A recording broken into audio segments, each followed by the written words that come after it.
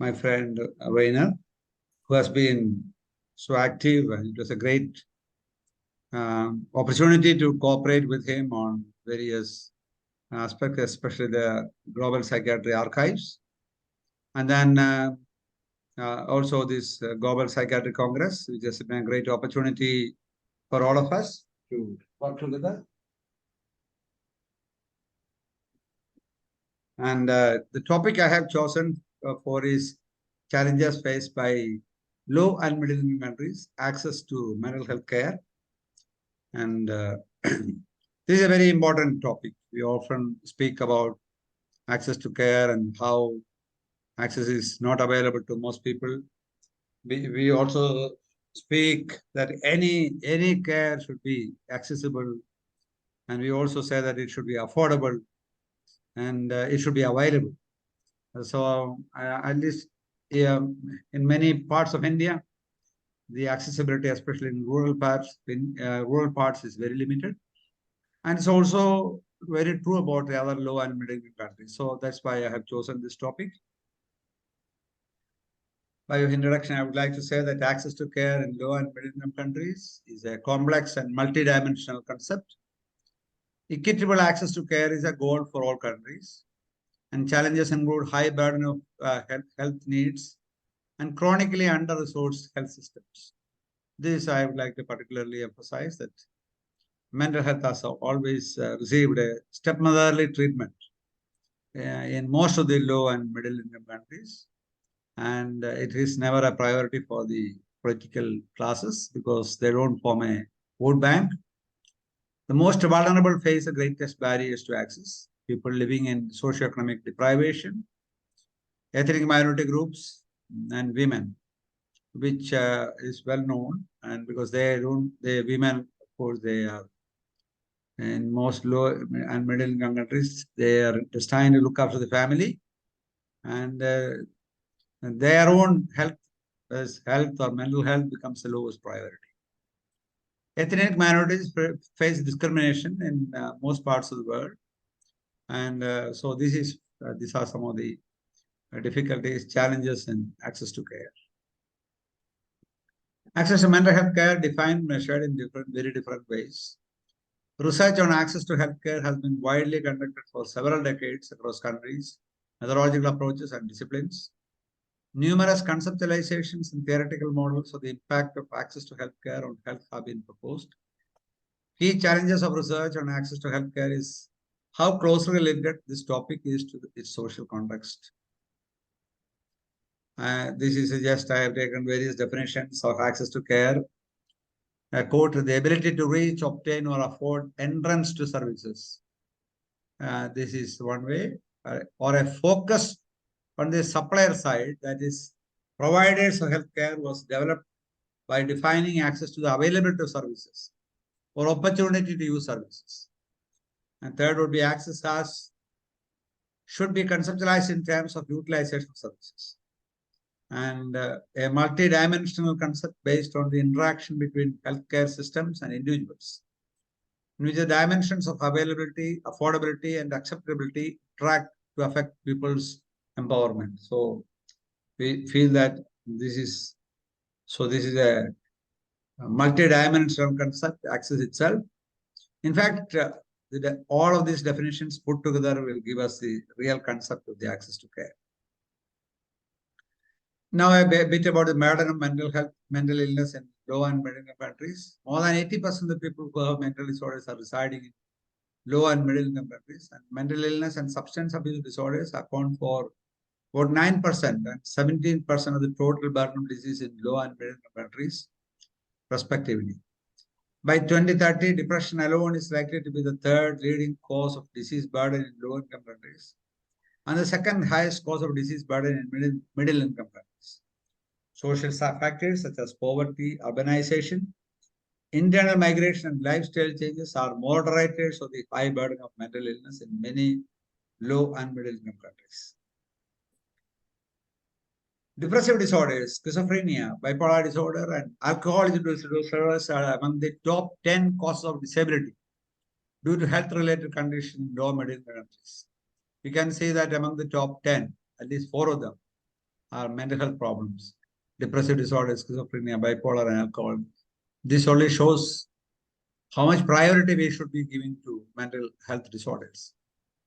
They represent about 19% of all disability-related health conditions, about 1/5 of that. A significant proportion of the population being the younger age range increase the incidence of severe psychiatric disorders such as schizophrenia.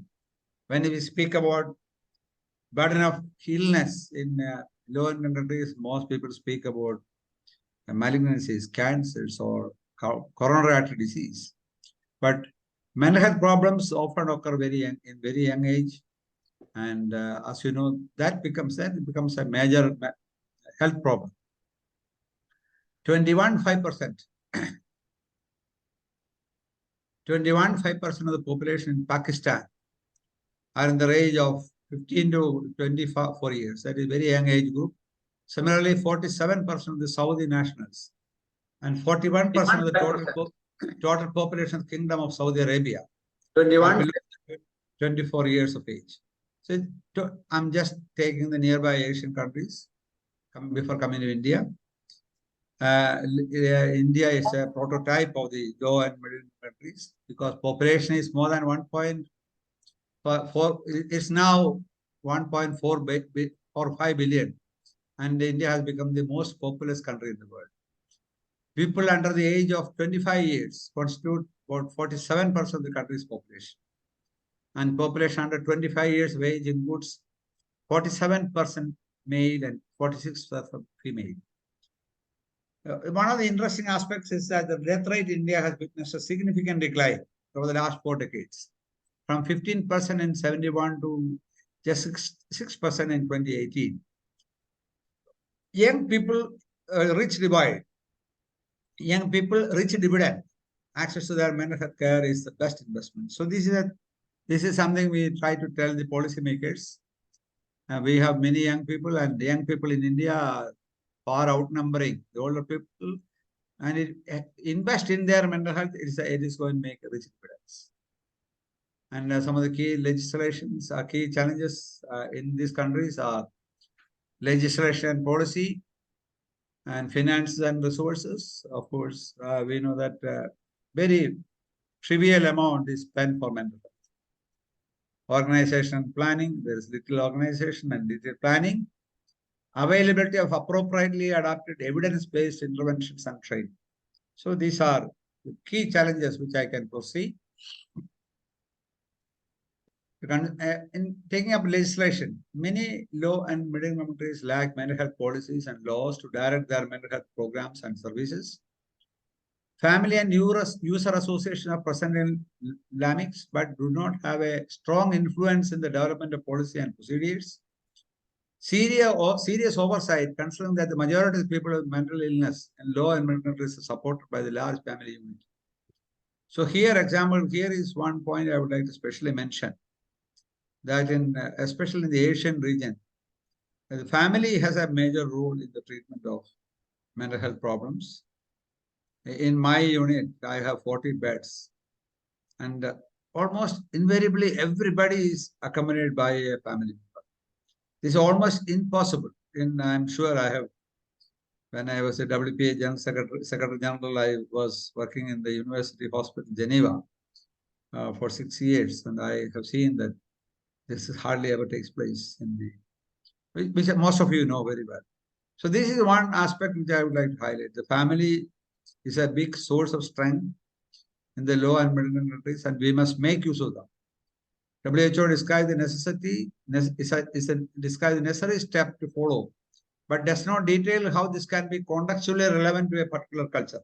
So this is, if suppose we blindly follow a WHO manual, we will definitely reach a blind alley because we do not know how it applies to a particular culture. So these are, WHO has done a good thing is for people like many of us to develop culturally relevant, contextually relevant systems, how we can implement them. So finance and resources, many low-income countries, including 15 of the 19 African countries, allocate less than 1% of their health budgets to addressing mental illness. So this is a very serious situation. Primary source of mental health financing in descending order are out-of-pocket expenditure by the patient or family. This is a huge burden on the families. In fact, they form the number one resource for mental health expenditure. Taxes, social insurance, and private insurance. India is a fast-growing economy, now the fifth largest global economy, but it spends less than 2%, spends 2% of the country's GDP on healthcare in 2022. This to reach 2.5% GDP by financial year 2025 and 1% of the health budget. It's very trivial. So it's health budget. We are trying our level best to convince the administrators and the policymakers. And our efforts have, of course, I'm sure the efforts are, I won't say it's a failure. It has partially succeeded in increasing the finance allocation to a large extent, but not enough. We have miles to go before we sleep and miles to go before we sleep. And then organization planning, key organization barriers or difficulty in access. How to make accessible. The combating public health priorities. Now, public health priority, for example, when the COVID came, all other priorities were lost. For example, mental health became very low priority, and even vaccination. Low. So there is always a combating public health priority. Low investment in mental health services, a paucity of specialist human resources, and resistance to decentralization. For a country, huge country like India with 1.4 billion population has just 7,000 psychiatrists, making one psychiatrist who take care of 200,000 population, which is an impossible task. The number of psychologists, social workers, psychiatric nurses are equally less. This is very true, not only about India. If you take other South Asian countries, it is even lesser. So this is something which is we have to find a solution. We are there in the resistance to decentralization.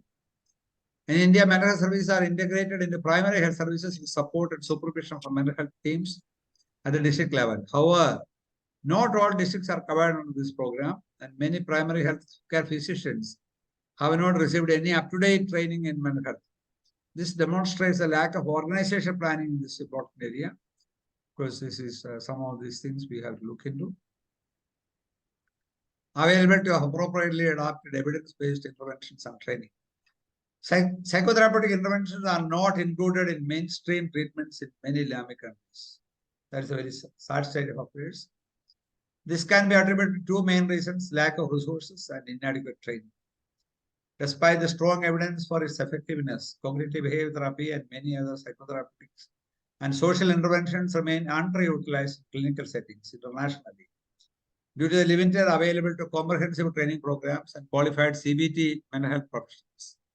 In addition, as currently delivered, CBT has been criticized as being West-centric and not in tune with different cultural beliefs. Of course, we have to look into this.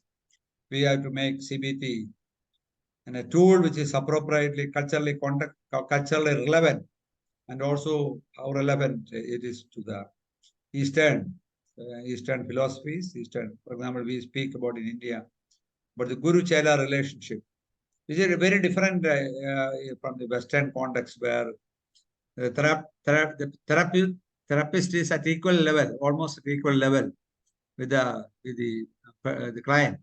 But in India, the Guru-Chela relationship, the therapist is seen as a guru, is a teacher who knows everything, and the disciple looks upon him to take decisions and to guide him. Very true in psychotherapy as well, which is modeled on this basis. So we cannot just abandon our patient saying that you decide for yourself. So these are some of the contextually different characters we find in many of the low and middle countries. Now, key challenges: psychiatrists continue to advocate for the introduction of mental health care in primary care without acknowledging the complex realities of primary care in low and middle countries. Nevertheless, the addition of mental health programs requires robust primary health systems. Primary care in lower countries at present systematically underfunded and impoverished, is unable to successfully integrate mental health care. Case Jacob has very nicely brought this out. The primary care, integrating mental health in the primary care is a very wonderful idea. It's an excellent idea. But the mental health care is overburdened. They are not able to look after even their own priorities like vaccination or child and maternal health programs. So introducing mental health becomes a difficulty. So it's not that the idea is good, but we have to work to strengthen the primary care first and then integrate. And also to think of other strategies. I would just like to briefly speak about the National Mental Health Survey in India because it's a survey which has been hailed as one of the excellent survey, which was done under the leadership of the National Institute of Mental Health and Neuroscience in Bangalore.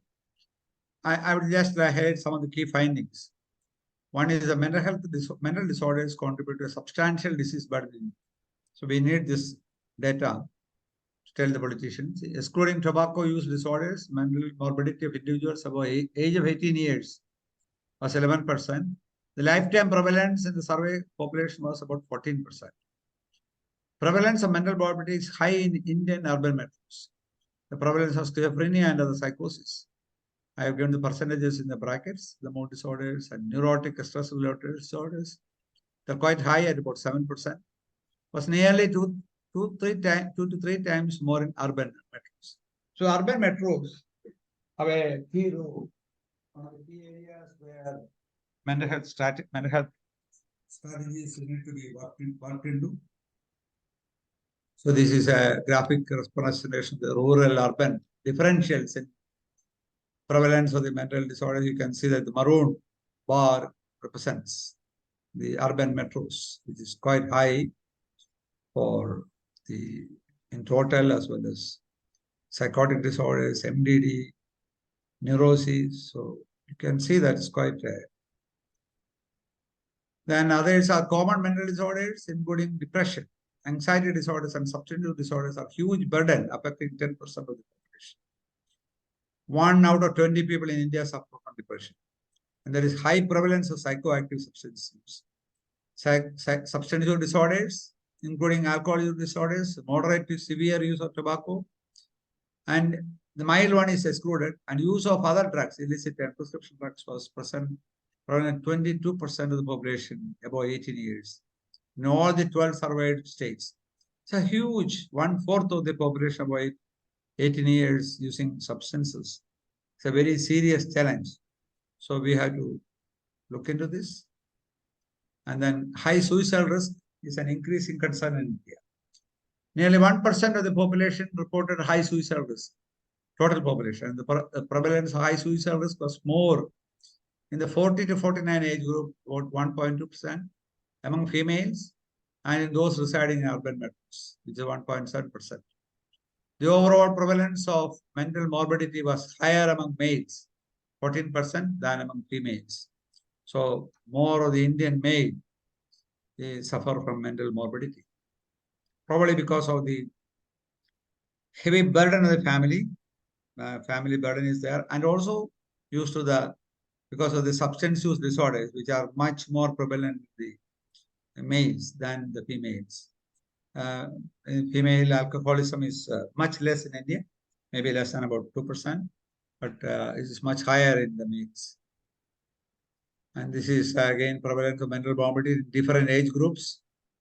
You can see that the 40 to 49% age group and the 50 to 59%. Interestingly, people above 16% also, 60 and above, also contribute 15% have a mental health problem. And the largest survey of mental morbidity in India, 150 million individuals suffer from mental morbidity in India. This information should be used for planning, delivery, and evaluating mental health programs in the country.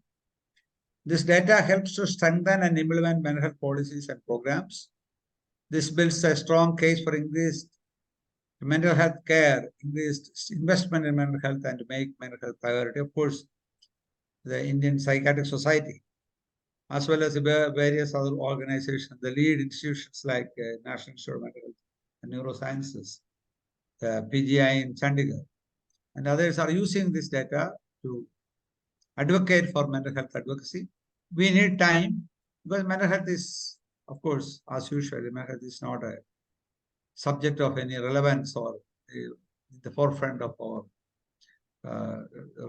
thought process for the policymakers. Now, coming to the end of my presentation, the way forward, suggested approaches. I would suggest that we should develop guidance on standardized reporting of community components for mental health services. Study approaches to increase service, user, and family involvement in developing and implementing community mental health services. As I was saying in the beginning, family involvement becomes very crucial, and their opinions and their values are very, very important. Their suggestions need to be taken. It's true of all countries.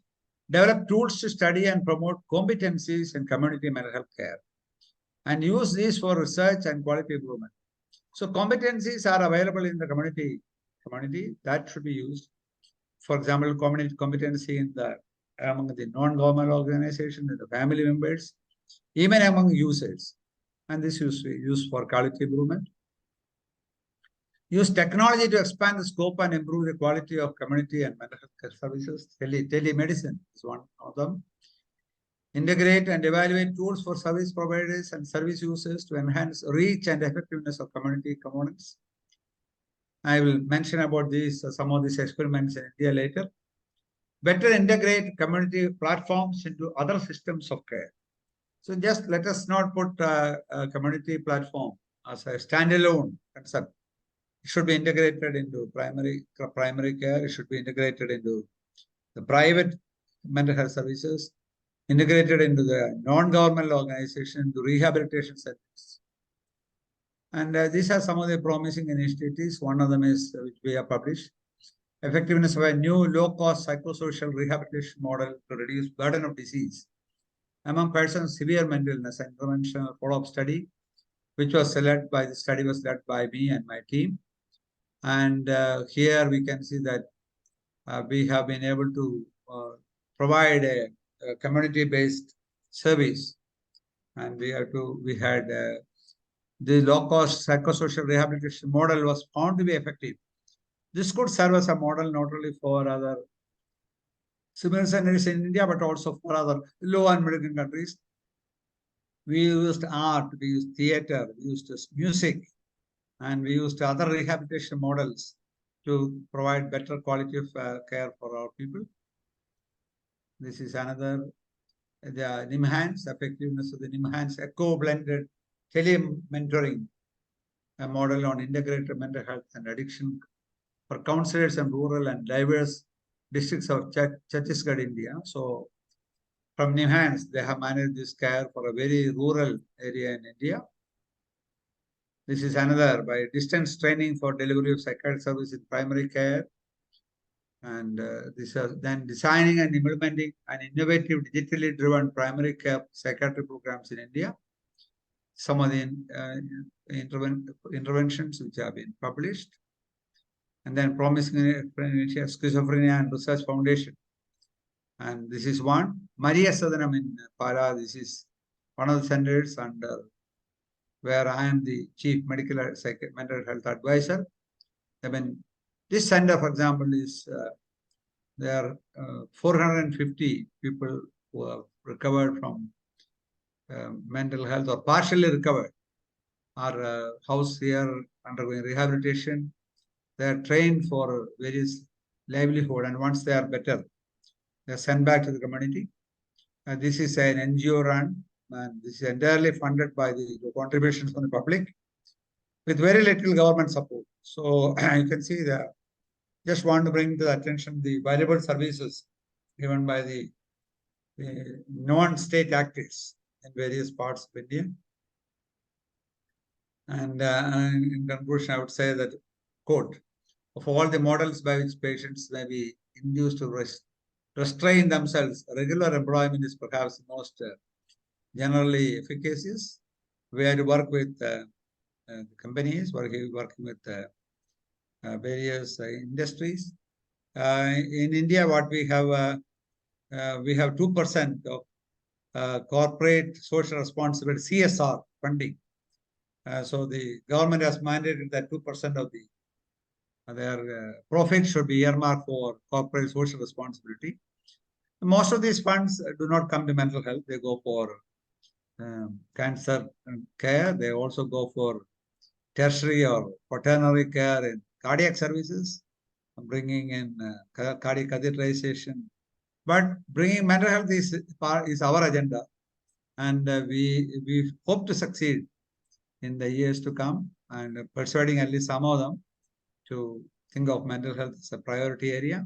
It's a very difficult task because one of you are not in the radar of politicians, because we come in the radar themselves, come in to seek our help, and once they seek our help, they always do it in because of the stigma and discrimination. They always do it in private, and hardly anyone would like to publicize their publicize themselves as users and of the benefits. But slowly, for example, Kerala is a state where we have been able to overcome to a large extent. Kerala is where I work, is the southernmost state in the country, where literacy is quite high, it's 96%. And this is one state we have we have about 34 million people here, and we have 1,000 psychiatrists, which is far higher than the national average. So this is one, and psychiatry has gained acceptability. Another thing which has happened here is what we call one revolutionary change here is what is known as a general hospital psychiatry. Psychiatry units have sprung up in all the districts and small towns, maybe 10 beds, maybe 20 beds, but they have gained acceptability. But again, we have a lot of stigma. The Mental Health Care Act, which in India, which has been modeled it has actually a cut and paste model by some of the policymakers, where it makes sometimes difficult. Practice becomes difficult. Recently, I was some of the a unit, a psychiatry unit functioning in a medical college. The professor called me and said, now they are asking us to take registration under the Mental Health Care Act of India. Why are you stigmatizing psychiatry? Why no other branches in medicine need such a certificate? These are some of the important questions in law and medical countries, which we had to sit together and find out reasons. And these are some of the references. Thank you very much for your patient hearing. Thank you. I am coming to the end of my presentation. Thank you. Right. I can stop sharing, I think. Yes, is it possible, or? I think you can stop sharing. Yeah, Thank you so much, Professor Roy Abraham, sir. I have just a single query to confirm. The World Mental Health Survey that was conducted in early part of this century, they found a mental health treatment gap of somewhere around 90% patients were having psychiatric illness, but they are not able to get the mental health care. So treatment gap was around 90%. When it comes to National Mental Health Survey of 2015-16, the mental health treatment gap was found to be somewhere close to 85%. I'm expecting that during this COVID times, the mental health system was completely collapsed. People were not able to have access to mental health care. So the gap must have increased to multifold. But recently, over past 2 years, at least the government has taken an initiative to start providing the online services, particularly starting the tele-managed services, which is being implemented in many parts of the country.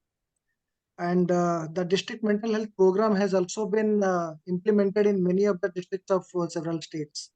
So now the National Mental Health Survey is again going to be held in 2023 and 2024. It has been initiated the phase 2 of the survey.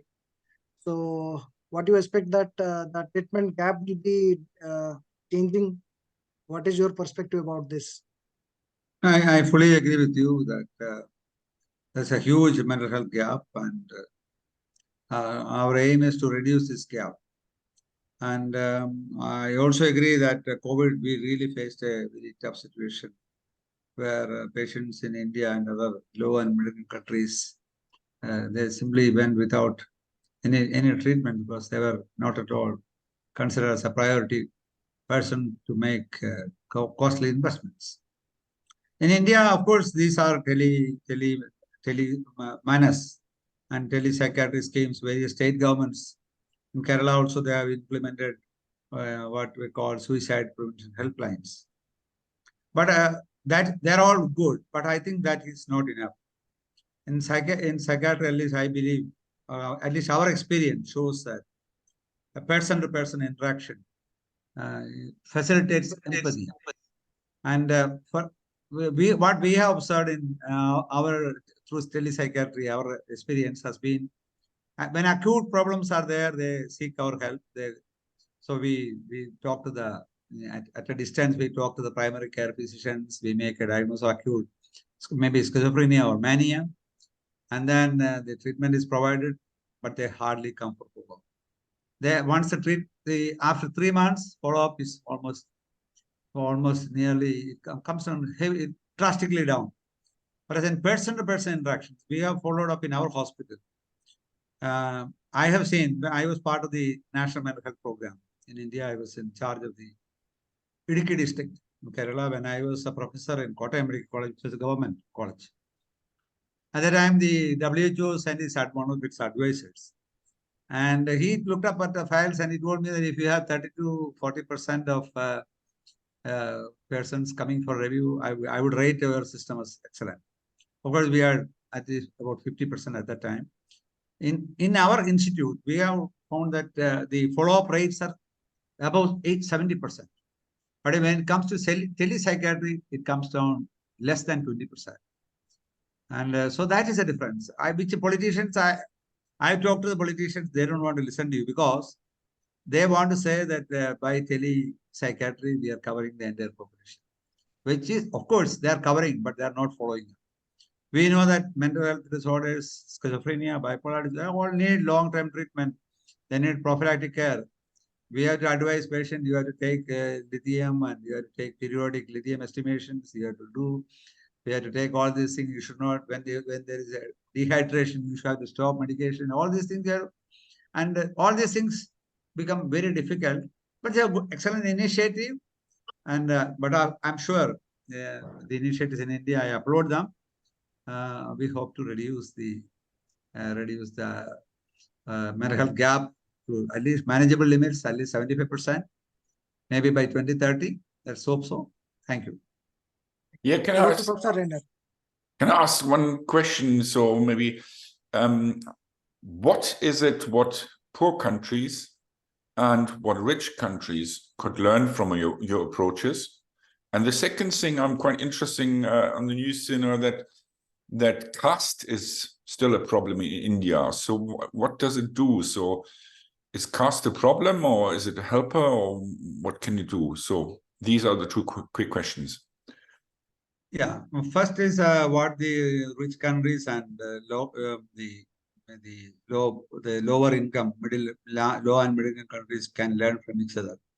So rich countries should also always learn when you prescribe, for example, most of the guidelines, most of the textbooks, they all emanate in the Western authors. The guidance come from there.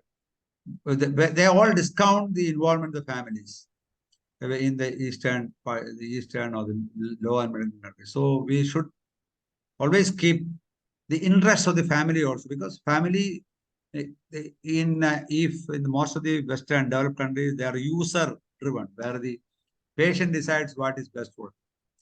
But in countries like India, person is a member of the family. If my brother is ill, the entire family is concerned about. They are genuinely concerned. That has been the culture of the society. It's not something which we are asking people, no, brother, you come, you take care. No, they are there already because they are part of their family. They have grown up together. And this resource has to be utilized. And coming to your second question, which is very interesting about caste. This is, this is very surprising. Caste system is very much there. But, scientists are, unfortunately, they are probably, I don't know why it is happening. They don't study this aspect. I don't know, they are politicians, they are probably afraid of politicians. I have hardly come across any of the diseases in a high caste, low caste, or the intermediate caste people. This is one area of research which we should keep in mind. Thank you. Thanks a lot.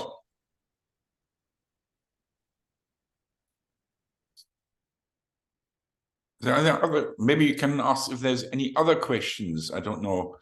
Someone. Any other questions, please?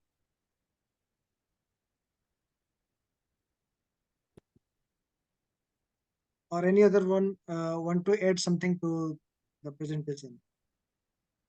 One thing I just add is, since Rainer has mentioned about caste, in India we have two types of people who are very underprivileged. One who are known as the scheduled tribes, and the other is known as the scheduled castes.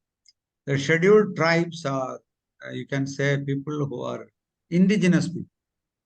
Mostly they are living in the forests, and even now they have very little access to the civilization, except in some of the states like Kerala, where they are, they still live remotely, but people are able to connect with them.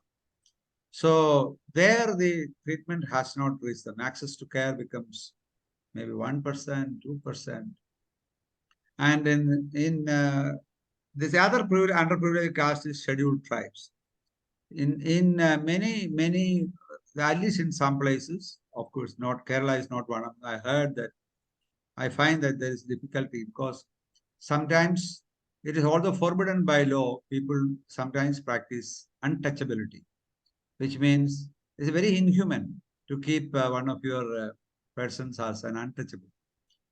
So these are some of the things which may be there, which they are not publicly acknowledged, but we have to keep all those things on our mind.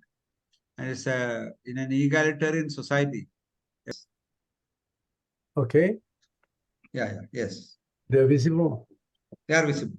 Yes. All right. Well, thank you very much for inviting me. This is the second occasion in which it would be very interesting at some stage to learn more about the people who are with us in these meetings. I hope that you will give us an opportunity to learn who was listening in and in what way we can be in touch with them, since they are interested in what we have to say. Now, I've been suggested that I should speak about the community care in the year 2023. And I think that we have to remember that in the middle of the past century, 20th century, there was a number of important statements that have been made to create a strategy, postulates of mental health care, how it should be done. And one of the things which was quite clear is what the mental hospitals, which in the past have served sometimes a good role and very often been neglected and therefore fallen into a state of disarray where the patients had a very bad time. But that these mental hospitals should be closed. There should be people who have mental illness should be treated in psychiatric wards. The psychiatric wards should be placed into general hospitals. We should have an opportunity to see that people who have mental illness are no different from people with other illnesses. They should be treated as for their acute conditions and for their significant acute symptoms in the hospital, and then placed back into the community as soon as possible. The communities, on the other hand, have to be prepared to accept convalescents and to think about ways in which they can help them and offer them an opportunity to be included as the members of the community with all the rights and all the other things that are usually offered to people with who are members of the community. There was a number of efforts to ensure that the communities, in fact, do help people with mental illness, and they should make it possible to people who are in the community but have to go to see a doctor nevertheless, or if their condition is reactivated in one way, to go and see their doctors. It was, for some instances, it was clearly understood. It was said that people who are have no more family or have not been a member of any community for a long time, they should also be given care. And in a number of countries, they created one form or another, what was called social homes. And these social homes were to be accepting people who are not mentally ill, but who have in one way or another been damaged by the mental illness and have a handicap of sorts and needs to have some steady support. And these to be in these social homes, which have been created in some countries in very large numbers. In a country like Slovakia or Ukraine, for example, there were considerably more beds in the social homes, where they were not only made people with mental illness, but also people who otherwise needed help were located and placed to make it possible for them to continue living. Another set of recommendations of the mid-past century was that mental health should be provided by general practitioners, and that we should teach the general practitioners how to provide care, particularly for the common mental disorders such as anxiety or depression, but also for other disorders. We have done in a number of studies in which we have demonstrated that primary health care practitioners can in fact provide significant help to people who are mentally ill, recognize their illness, provide them with some treatment, provide them with advice. And so this was another main line of argument that was there. No hospitals, active, well-run departments of psychiatry, transitional institutions, and communities which accept people and look after them. The last one of the idea of that general practitioners should be in fact participating in training. It was felt that the education in psychiatry was often during medical school not particularly practical, and therefore it was important to train the general practitioners in the recognition and treatment of at least the common mental disorders such as depression and anxiety. And a number of efforts have been done in this respect, including the very important investment of the World Health Organization, which has been promoting the MHGAP set of programs which are helping people to learn how to deal with mental disorders when they discover them. And it was also felt, and it was promoted, that the other people who are not doctors but who are invested in the health system should also be trained and exposed to a decent training, since they didn't have it very often before they started service. It was proposed and promoted that the in-service training should be taking place in all of these different professions, which can contribute such a very important part of care to the mentally ill. So these are more or less the principles which were with us in the 1960s and 70s. It continued to roll on with these same principles, and even today, when you look a little bit to see what are the strategies that we are proposing, and more or less these same principles are being promoted, and the role of the community in looking after people, most of the time, with the exceptions of the short periods when they are struck by an acute illness, the communities were to carry all this. And then what happened? Well, in many mental hospitals in high-income countries have been closed or reduced in size. There was a number of hospitals. I remember one in particular, which I visited for quite a few days. It was a hospital called the Pilgrim State Hospital. It was a hospital with 13,000 beds and 14,000 staff, a village or town, if you wish, on its own, living about 15 kilometers from the other people in the surroundings. There were a number of similar hospitals of that size in various countries, very large, very often with a complete and enormous economy that goes with it and so forth.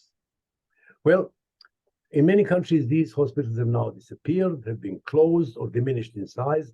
And at the same time as these big hospitals have been closed, private hospitals of a small size have sprung up practically everywhere.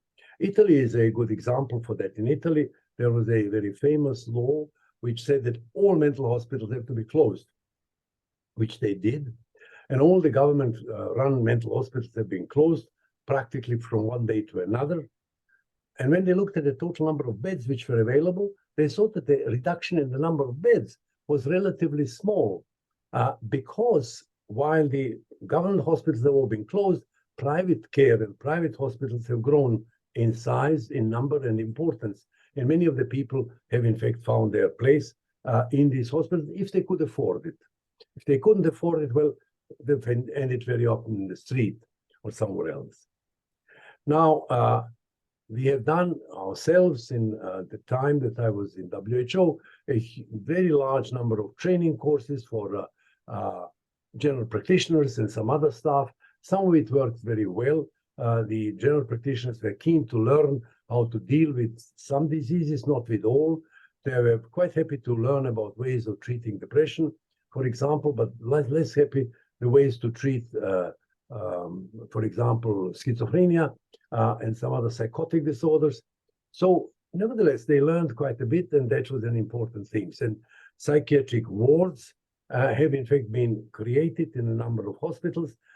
Very often they were them in a way showing the attitude that people had towards them, that the mental hospital was in the ground floor, but very often in the what you call it, the souterrain, the floor under, or in a place in a corner of the hospital complex.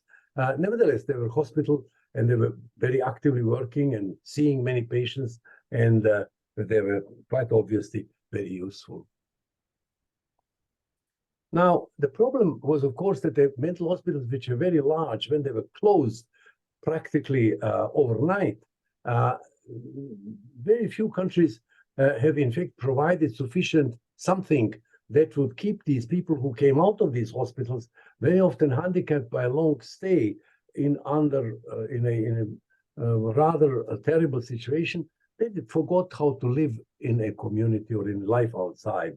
And so many of them, in fact, ended up by being found as vagrant or traveling from one market to another and eating garbage that was left over after the markets were closed. Some others were, in fact, almost without knowing, having unlearned how to live in a community or in a society, finished in a prison. And people are talking about not of deinstitutionalization, but of trans-institutionalization, because the people who were previously in a mental hospital sort of shifted into the prisons and were kept there for varying amounts of time, very often on multiple occasions, because as soon as they left the hospital, the prison, they were again committing something.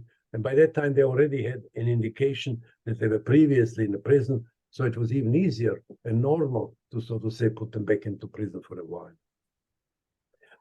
The principle of community care, which has been very clearly stated, has in fact become a bit difficult because so many communities did not care. And not only that, but it's also important to recognize that the last 40 or 50 years have been marked by very rapid and major social change, which was due to urbanization. Today, you have a country such as Argentina, in which 94% of the total population lives in towns. And most of the people who came to live in towns have in fact appeared there on the doors of the towns in the last 20 or 30 years. They come on their own. They don't know other people. They don't know what the town is all about. And they certainly are not a community that is helpful and help other people who are mentally ill or in other ways unwell. They don't have family relations, which are usually in extended families. There were numerous members who were living in the same geographical area, and they could all contribute and participate. But these very large families in urban settings have started becoming smaller and smaller. There's families where very often a 3-member family or a 2-member family, sometimes with an extra grandfather or grandmother who were left over from somewhere, very often, however, living separate from them. And the idea that they could accept another patient to look after them alone was not particularly popular. I live in a town now, and I live in a house which is 10 stories high, and we've been in this house for 10 years. Now, in these 10 years, I have met, when usually meet, one person. And that person is, I meet him because he takes his dog for a walk early in the morning. And I usually go to the office at the same time. So we meet in the elevator and we say hello to each other and ask him how his dog was doing. And he tells me that the dog is doing fine. And by that time, we have arrived at the ground floor, and he goes and walks the dog, and I go somewhere else. Now, that's not a community in which I can, for example, had a bout of schizophrenia, it is extremely unlikely that he would leave everything and start helping me. And the other people in the house, I don't even know them. The community, which was originally described by people such as Griesinger, for example, in Germany, who in 1842, having come back from Egypt, was impressed by the fact that when somebody was ill in Egypt, everybody in their surrounding, a large family, as well as everybody in the village, was very concerned to do something and to help him. But the communities of that type that were present in villages at the middle of the last century, the 19th century, have disappeared. They are not there anymore. In large towns, there are no communities in which people know each other, are willing to help another, have long-term relationships, go to each other's marriages, go to each other, other celebrations, etc. These communities have by and large vanished. So this is a situation which is very different from the principles which we had in the 1950s and 60s and 70s. The social institutions, the social homes, which I mentioned earlier, and similar institutions which have different names, have been very often misused.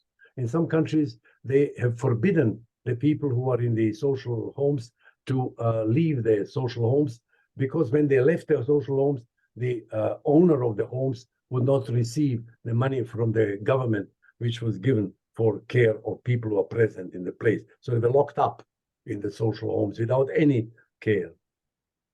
Many of the social homes had no a permanent doctor or other medical person who was present. Tuberculosis was rampant in some of the countries' social homes without any control for it. So that the social homes have been misused very often or mismanaged and have not done what people were hoping they would do.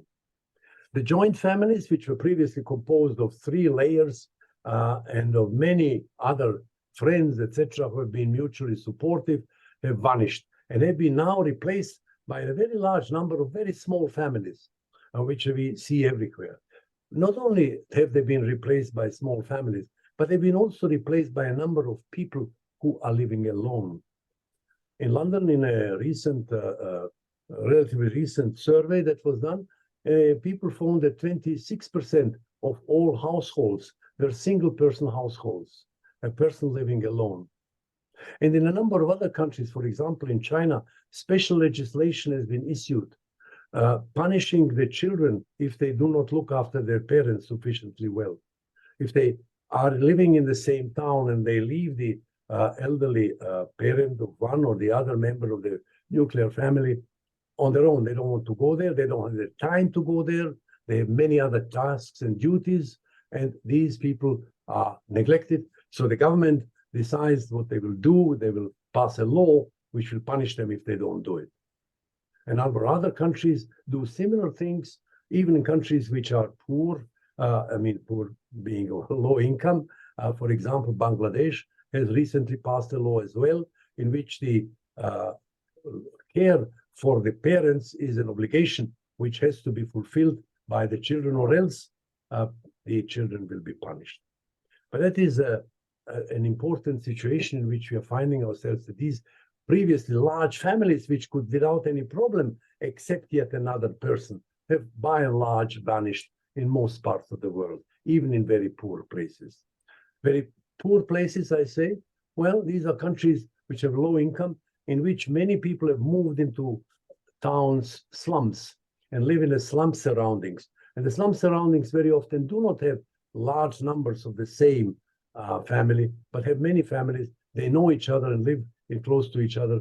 But the obligation and the sense of duty that people previously had to help one of their members who is unwell has by and large vanished in those settings.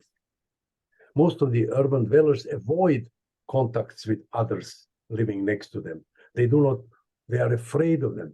It is not least also to mention that many of the people who are moving to towns are in fact what one would call inter-country recent migrants. And migrants always have a big problem to establish themselves and to establish contacts with the local population. And they are certainly unlikely to accept people whom they don't even know and to look after them in a setting. Now, it is not to say that there are not corners here and there in some of the countries in which the communities are a little better maintained than elsewhere. But in the large majority of countries, there is a continuous process of disruption and diminution of the size of families and the disintegration of what we previously knew as a community. The consequence of that is also that in spite of all our efforts to train the general practitioners and to do something for the various people, still about 4/5 of the total number of very serious people, serious mental illness, is in fact not receiving any treatment at all. But what is even more important at this point is that in the highly organized and highly developed countries, which are of a high income, 20 to 25% of the severely mentally ill people do not receive care. Because even the government has its limits to which it wants to go, and there are the carers as such are not, the community as such, which could receive people and give them all sorts of help, very often is not prepared to do it. There are, of course, some promising developments as well at the same time. In some countries, for example, the peer support has been gaining strength. It has started the peer support with people who were addicted to drugs or to alcohol, and the Alcoholics Anonymous and similar organizations have been doing a very useful work. They have been helping one another, and they have been taking sort of responsibility for one person to help them to overcome the crisis, etc. And similar peer organizations have now sprung up for diabetes, for cancer, and for certain mental illnesses. And these peer organizations are doing a wonderful job. I must say, the peer organizations are done by peers who are not getting any money for it. They are sacrificing their own time to help these other people. There is even a world organization of peer support organizations which tries to organize, and that is a very promising development. But it's not a solution by itself. While we can hope that some of the peers will help some of the people who are mentally ill, that does not cover the large majority of people who are living this. Not to forget to say also that the doctors as such are very often not particularly close to the peer organizations. We have been working in several countries trying to revise in Central and Eastern Europe, trying to revise the services. And one of the difficult tasks which we had was that the doctors who is discharging the patient should not only know who the peer support organization is, but also that they should give them the patient the address of such an organization, to ask them to go and see them, to phone the organization and tell them there is a gentleman who's just coming out of hospital, would you be interested in helping him, etc., etc., etc. Now, I think that the difference, another possible thing that is very positive is that, in fact, in some of the families in which people have in the past very often shied away from the person who was ill, they have now found a way, particularly with modern treatment, to look after such people, and families have become, although much smaller, have very often been willing to sacrifice a lot of their free time, energy, and effort to help the people who are mentally ill and who have come home. The medications which have been used for psychiatry are cheaper and cheaper, And although they play only a part of the role, they're important to have them as well. And today, it is in fact for most countries possible to get these medications. In many countries, we see that the medications are offered free of charge, which is also very possible. The efforts to train general practitioners and other primary care agents have been successful in some countries, not in every instance. Very often it depends on the personal inclination of the primary care agent, whether he or she will want to do something with mentally ill people, or whether they will in fact reject them.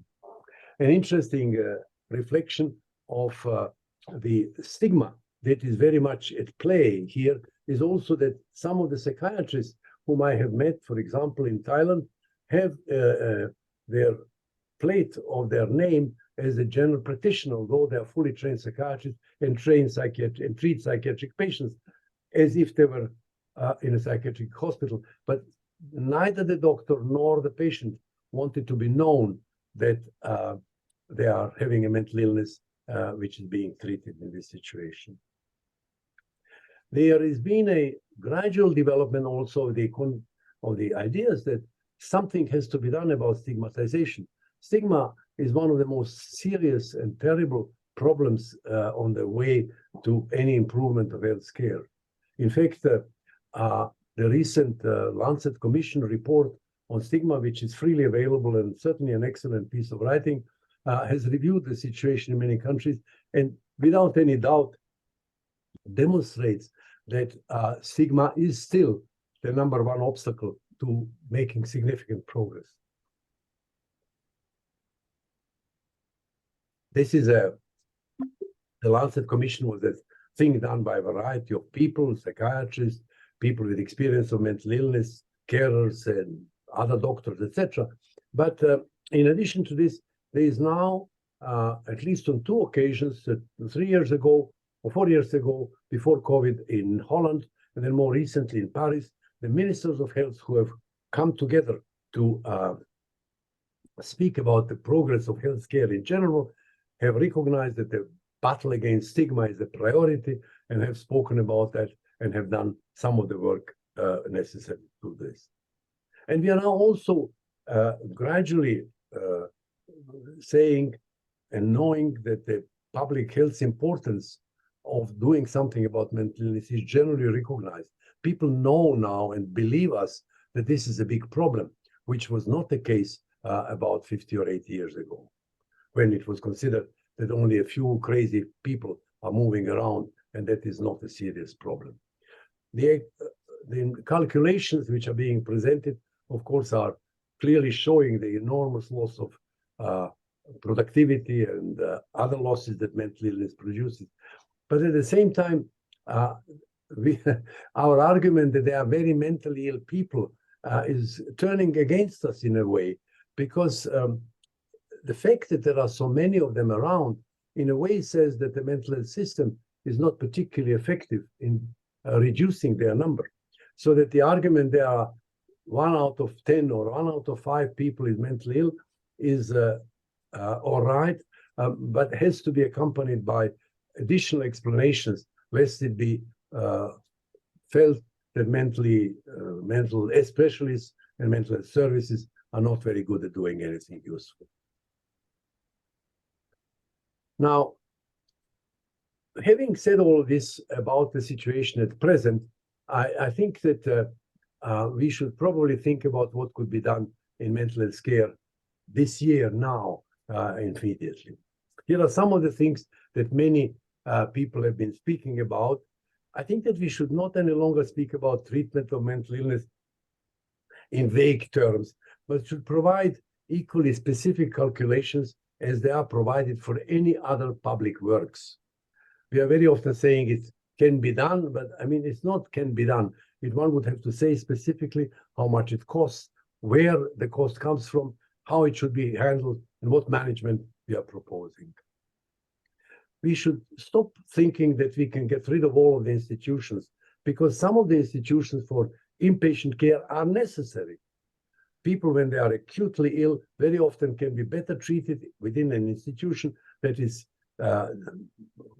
manned or that has personnel that knows what they are doing, and such institutions should exist and should be controlled very carefully for the quality of care that they provide and for the respect for human rights of people who are accepted to these institutions. But they are necessary, and they have to be one part of what Professor Thornycroft and others have called the balanced care system, in which we have a variety of institutions that work together. One of the tasks that has to go in parallel with this is to review the legislation which is related to mental illness. It is by and large worldwide very obsolete. There are very few of the mental health laws which are really up to date, and mental health laws which in fact contain what we now know about mental illness.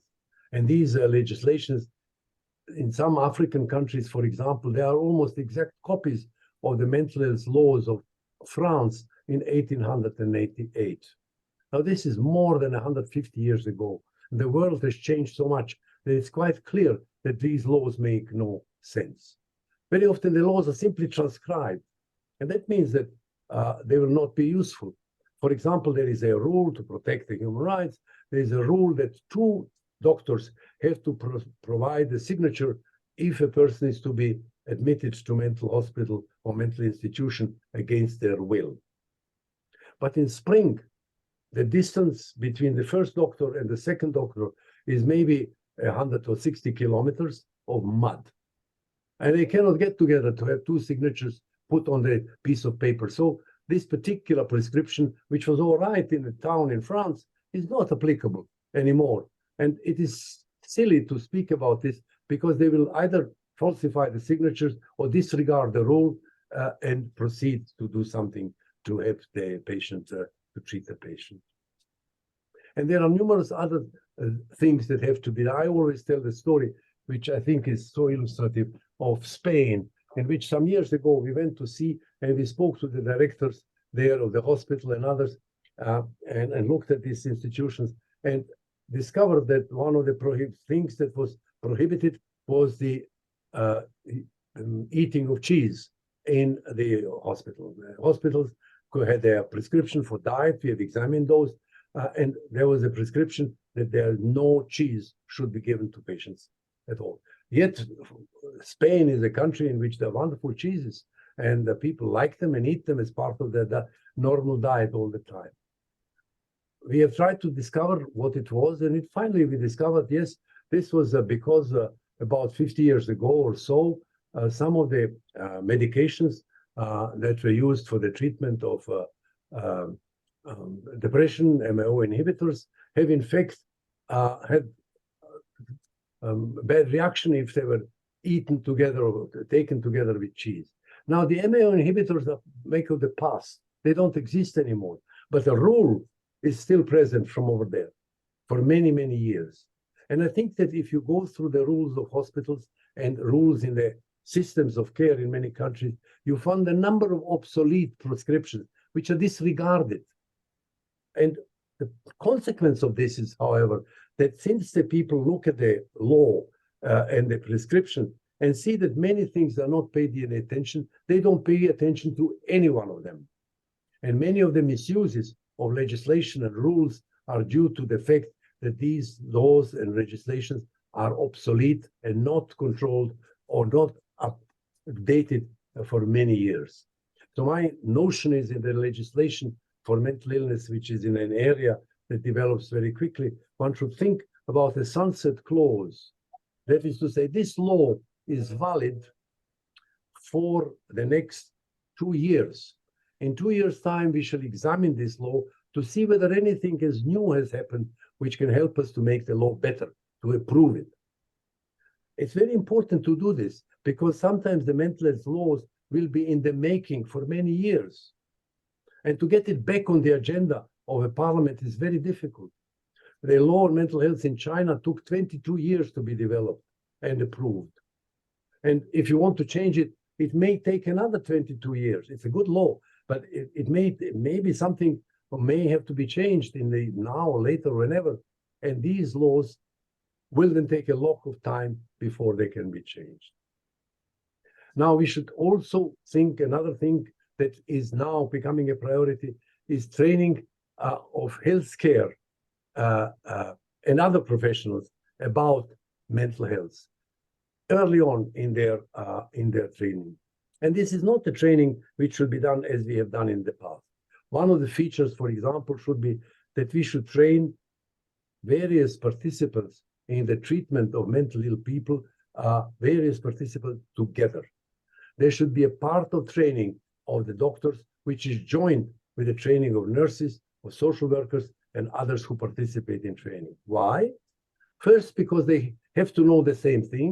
And second, because during the joint training, they will probably learn how to respect one another and work better as a team.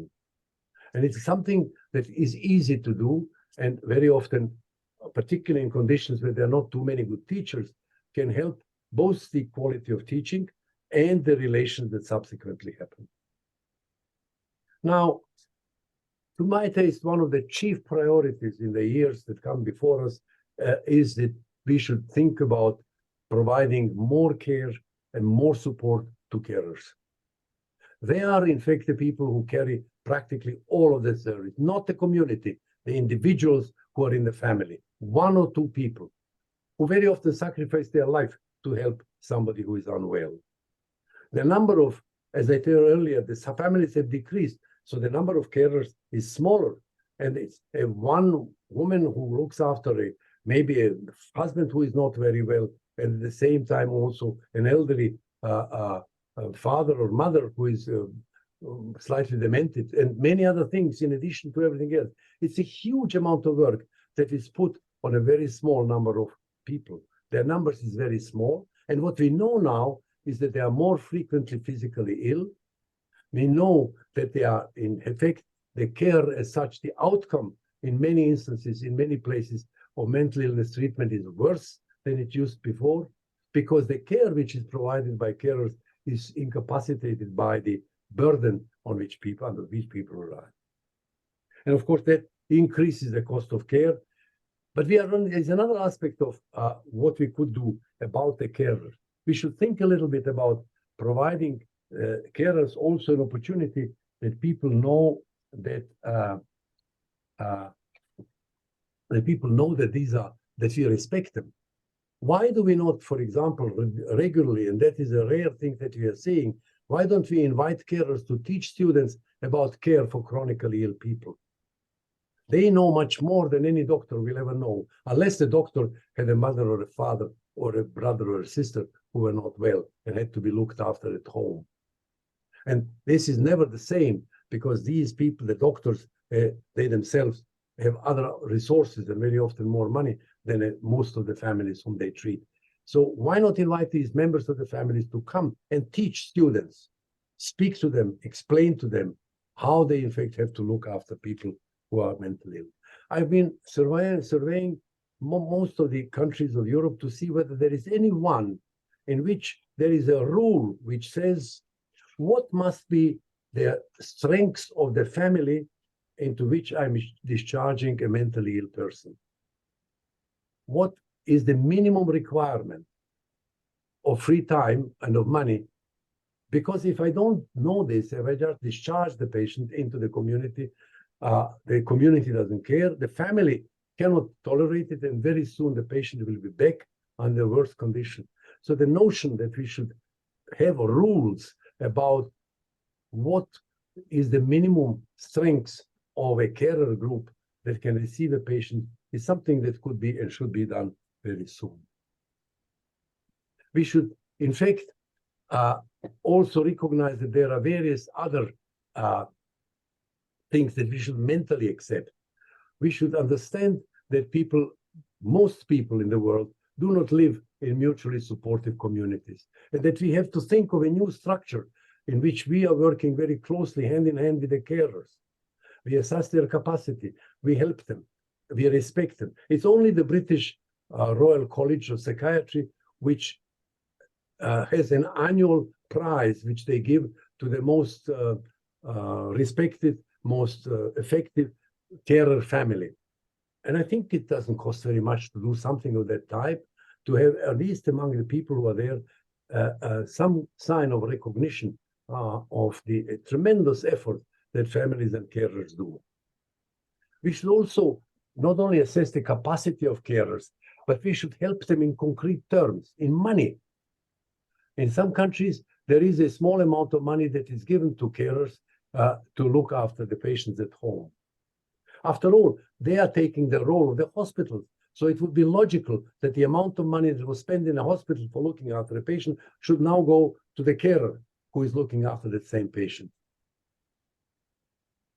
In this instance, maybe the carer could hire somebody to help or could reduce some of the extra work which they have to do anyway, or in some other way, he would at least feel also that he's respected, that his work is worth something. It's a tremendous contribution that family members will make looking after somebody. So we have to give the money or other support. There are some instances which are very beautiful. For example, in Holland very recently, they've changed the role in 2 districts of the social workers.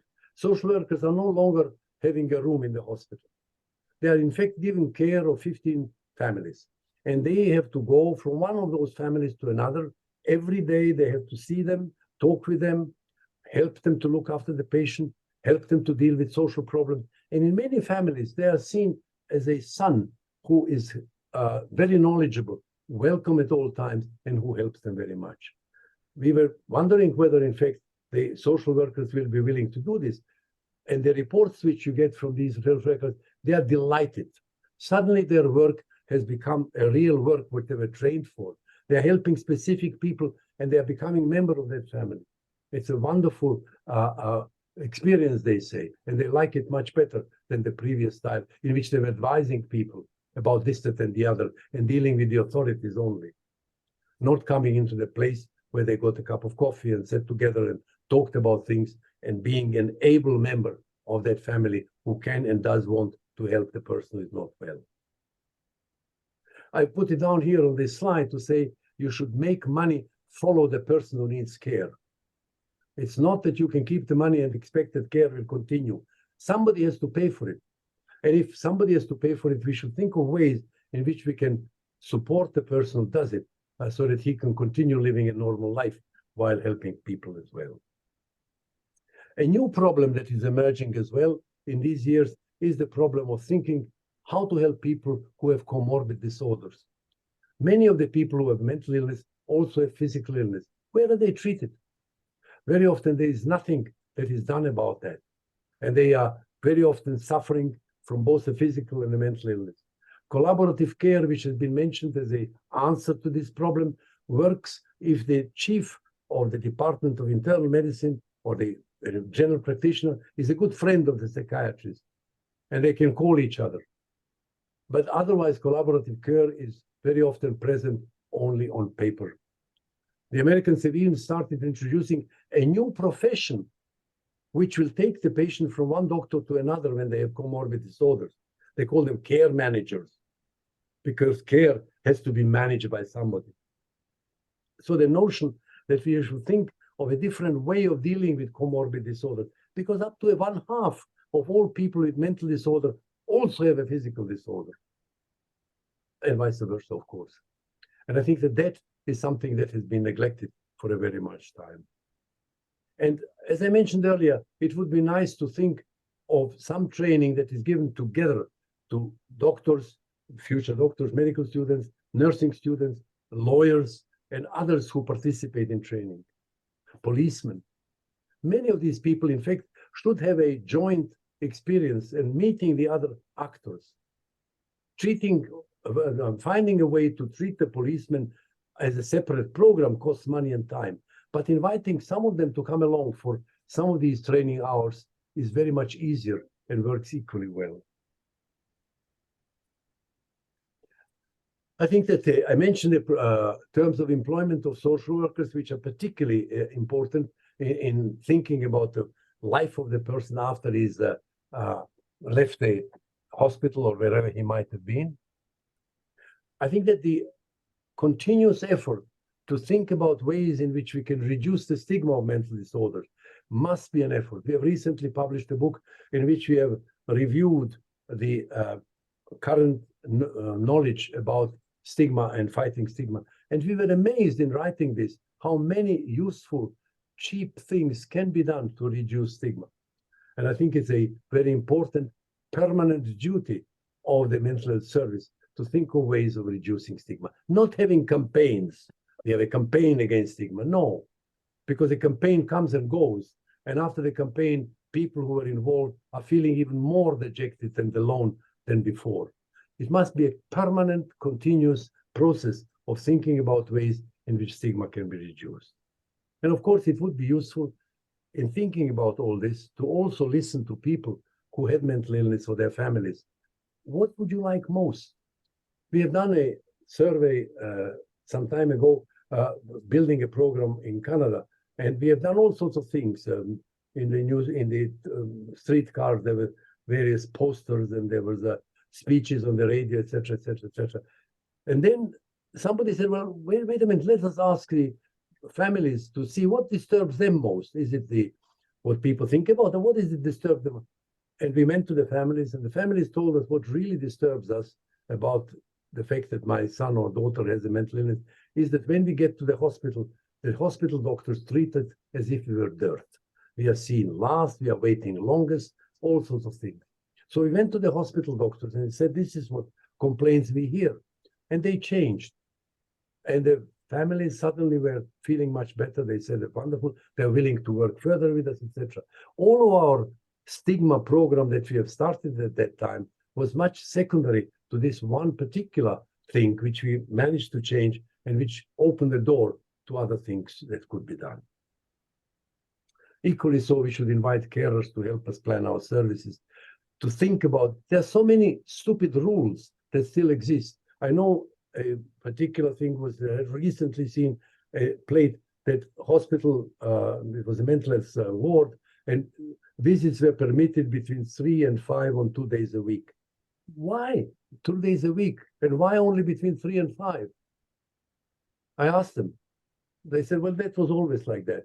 But that's not an answer that you can accept any longer. What was previously perhaps for one reason or another justified has to be changed if the world has changed. So, ladies and gentlemen, I think that it is fair to say that the arrangements which we have currently about help with people with mental illness, and particularly also about helping carers, are obsolete. I think that the fact that the traditional communities have changed and disappeared, and that the urban living is now the main form of living, requires a revision of principles which we are using in mental health care. And some of the key elements in this is support to carer, which must be a priority for action, particularly for chronic illness. Development of new types of care, such as the peer support, common dwelling, the Australian example of safe spaces, many other new and interesting features. We must insist that the funds should follow. Care outside of the hospital is not cheaper than in hospital. It is equal cost. So we have to think about cost as well. And I think that we should also remember that we cannot have rules which are valid forever, and that we should think about changing rules very soon, every 2 years or every year, to make sure that we are in keeping with time, and that we can, in this time in which we are living, have rules which are useful for service, for our patients, and for ourselves. Thank you very much for your listening to me.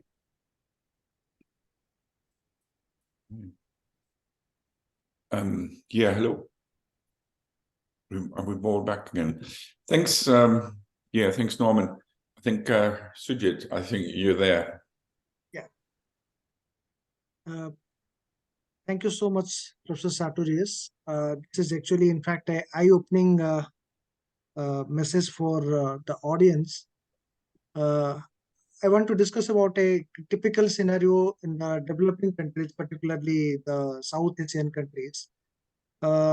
Most of the South Asian countries, including India, they struggle with the number of mental health manpower. there is a paucity of manpower, and people struggle because of not having adequate psychiatrists, psychiatric nurses, and ancillary mental health manpower. So the number of psychiatrist seats has been increased by the government, and but unfortunately, what happens at the end of the course, many of the psychiatrists they leave the country and go abroad. They want to practice psychiatry in developed countries rather than staying in India. So even if the number of psychiatrist seats are increased, there is a draining of psychiatrists from the country, and this is not a unique problem to India. That is also happening in Sri Lanka. That is also happening in the other region like Bangladesh, Pakistan. So how to deal with this issue so that the manpower shortage can be addressed adequately? Well, the first thing that you have to realize is that doctors, psychiatrists play a very minor role in the treatment of mental illness. We don't need them for as long a time as people think. What we do need is to really think of who provides care, and that is the carer. And we should think about how we can maintain the system of care by people who are with the family, etc. The doctor, we can do with even fewer psychiatrists than we have now. But what we cannot do anymore is we cannot do without the supporting people, for people, their brothers, their sisters, their family, others in the community. These are the ones who carry the disease burden nowadays. The doctors give advice and they don't see the patient. You see, as a psychiatrist, you see the patient, as I know India, but I was working there, I saw it, and it's not changed very much. Most of the doctors see the patient for control about 5 minutes every month, or 10 minutes maximum. Well, a month has many minutes. We are paying attention to the doctors. We are not paying attention to who in fact does the care. And that is the switch which we have to understand. Now, you say many doctors go away, go to England. That is unfortunately a process, not to England, but to some other country, Australia or wherever. That is unfortunately a negative consequence of training people. The people in developing countries, in the lower income countries, have been supplying doctors for the world now. Although they are poor, they give all the doctors. Most of the places in the world are now full of people who have been trained at great expense in India or wherever else. And I don't think we can change this, but we could change what happens with those who are at home, what happens with the community members, not the community as a whole, because as I said, community as a whole has changed in its nature. It's not any longer as cordial and as close as it used to be. Thank you for your comprehensive answer. Maybe we can take some few more questions from the audience. Yeah, Dr. Renner is having a question. Yeah, I invite others as well, but so I keep my questions short. So what about the, Norman, you just talked about mental health in general, but I think what we see very often is, we have, I think due to the medication, things have changed, and sometimes the support is much shorter. So you can have people who are treated for a while and then it's shorter, and the medication has done a lot of that. So if you can comment on the differences of the diseases and what they differently need in this model. And the other thing is, I'm currently having the experience of being just involved in the care of my parents. And interestingly, my father, who's 88, now has to organize care, and what he's really struggling with is all this paperwork and the numbers he has to put on the computers and all this stuff. And he has commitment for my mother, but the management is extremely difficult. And I think there's lots of admin stuff. And I just visited the nursing home, and going from one place into the nursing home looks simple, but it's an administrative burden, and so everything is extremely complicated in the administrative side. And I think this is part of our society. So what would you recommend on that? Well, it's a wonderful example, I think, of the problem which is currently becoming obvious. People live longer, but they don't necessarily live a happy, healthy life. They get sick, they have diseases, they have more diseases as age progresses, so they become increasingly dependent on someone. It's quite clear that the doctor plays a role there, but the main role is not a doctor anymore. Here again, it's the carer who needs support. There's wonderful work that Dr. Brodati has done in Australia about what needs to be done to keep the carers alive, to keep the carers functioning, to keep the carers healthy. It's not easy, but I think that is probably where we have to think. But there are other things now which we could or should emphasize. For example, most of the elderly people, speaking about the old age as one example of that, most of the elderly people, in fact, are finding it very difficult to use electronic devices because they are very complicated, and they are, for them, it's learning a new language. And you get this stupid advice on a variety of QRs and God knows what. They don't know what to do with this. So one of the lines of action could be perhaps the modern technology could be developed keeping in mind of who will use it, rather than to develop it because the most advanced people in the world can use it better. So I think that the emphasis on development of a simple technology that can be useful. I give you an example of simple technology, which I thought was wonderful. They have in Denmark, they have put now a small wire into a little carpet in front of the carpet, a mat in front of the toilet of people who are elderly. And they expect that people who are elderly will step on that little carpet when they are visiting the toilet. But if they do not step on it for more than 8 hours, a bell rings in the service and says this person is not replying. So they can call him. So instead of waiting for 3 days half dead, he gets a call within 6 hours that he hasn't been to the toilet. And I think that the notion of having such tools, using the current technology which we are having to help people live, even when their condition, when their capacities are diminished, is of tremendous importance.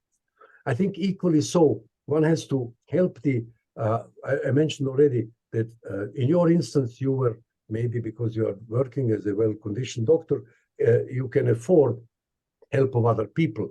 It's expensive, but it can be done. But in many other places, we should think, can people afford the care? And if they can't, we should in fact consider it as normal that they are paid for what they're doing, not an exception. In some countries, they get a ridiculously small sum, which they are supposed to do it. Yet they're providing service which is equal to the best hospital service in the world. And we are saying, well, this is normal. It's not normal. It used to be by necessity normal. It's no longer that. Now that people are working outside of the house, it is normal to expect that expenses have to be covered and help them, particularly in a society in which everything is measured by money. And the care is no longer possible. The minister says, we are looking after everybody and my staff are wonderful. He should also pay some money to help these staff survive. So my sense is we should use the modern technology, if at all possible, to a degree. We should recognize the need for care and the need to help carers as such. And we should also revise our instruction manuals, which govern what we are doing about people when they're not well. And multimorbidity is a huge problem that sort of sits above everybody, because your father maybe is lucky to have only one problem, but most people have a cardiac proposition, a prostate that doesn't work, and 100 of other things for which they have to see somebody and do something about it.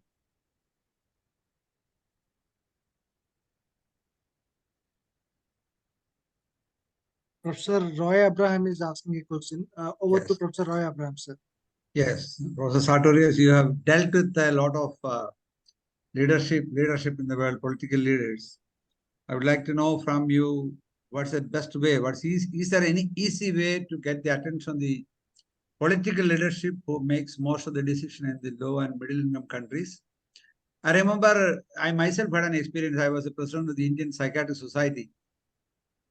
When I obtained a session with the Union Health Minister at that time to speak about mental health problems, it was possible because my local MP, local member of parliament, was a friend of mine. I was treating one of his close relatives. And this MP happened to be in the parliamentary committee for the health ministry. But unfortunately, myself and my delegation we were sitting, and he made some cursory remarks. Then there was a TV playing in his room, and his attention was on the news being scrolled there. So we had 30 minutes, probably he was listening to the TV news. He hardly paid any attention to what we are saying. Finally, he received our memorandum and said, I will do the needful. But nothing was done. This is not an isolated experience. This is how politicians deal with in the developing world. What can we do about it? Well, number one, we should think of working with politicians as one normal part of our life and working hours. It is more useful to spend 2 hours with 5 parliament members than to see 25 patients. Because the 25 patients can be seen by people whom you have trained, and they can also be seen for a shorter time while you are thinking about ways in which the politicians and people in the government, etc., can be gradually attracted to the area. I'll give you one good example. A few months ago, one of the most extraordinary events happened. The United Nations have passed a resolution specifically directed to improving mental health in the world. The United Nations, first resolution since the United Nations came into existence. It's a 7-page resolution. Everything is in it. I asked at a recent Congress in Vienna, I asked about 40 of my colleagues. Not one of them knows that the resolution is out because they don't care about the United Nations or about whatever other organizations there are.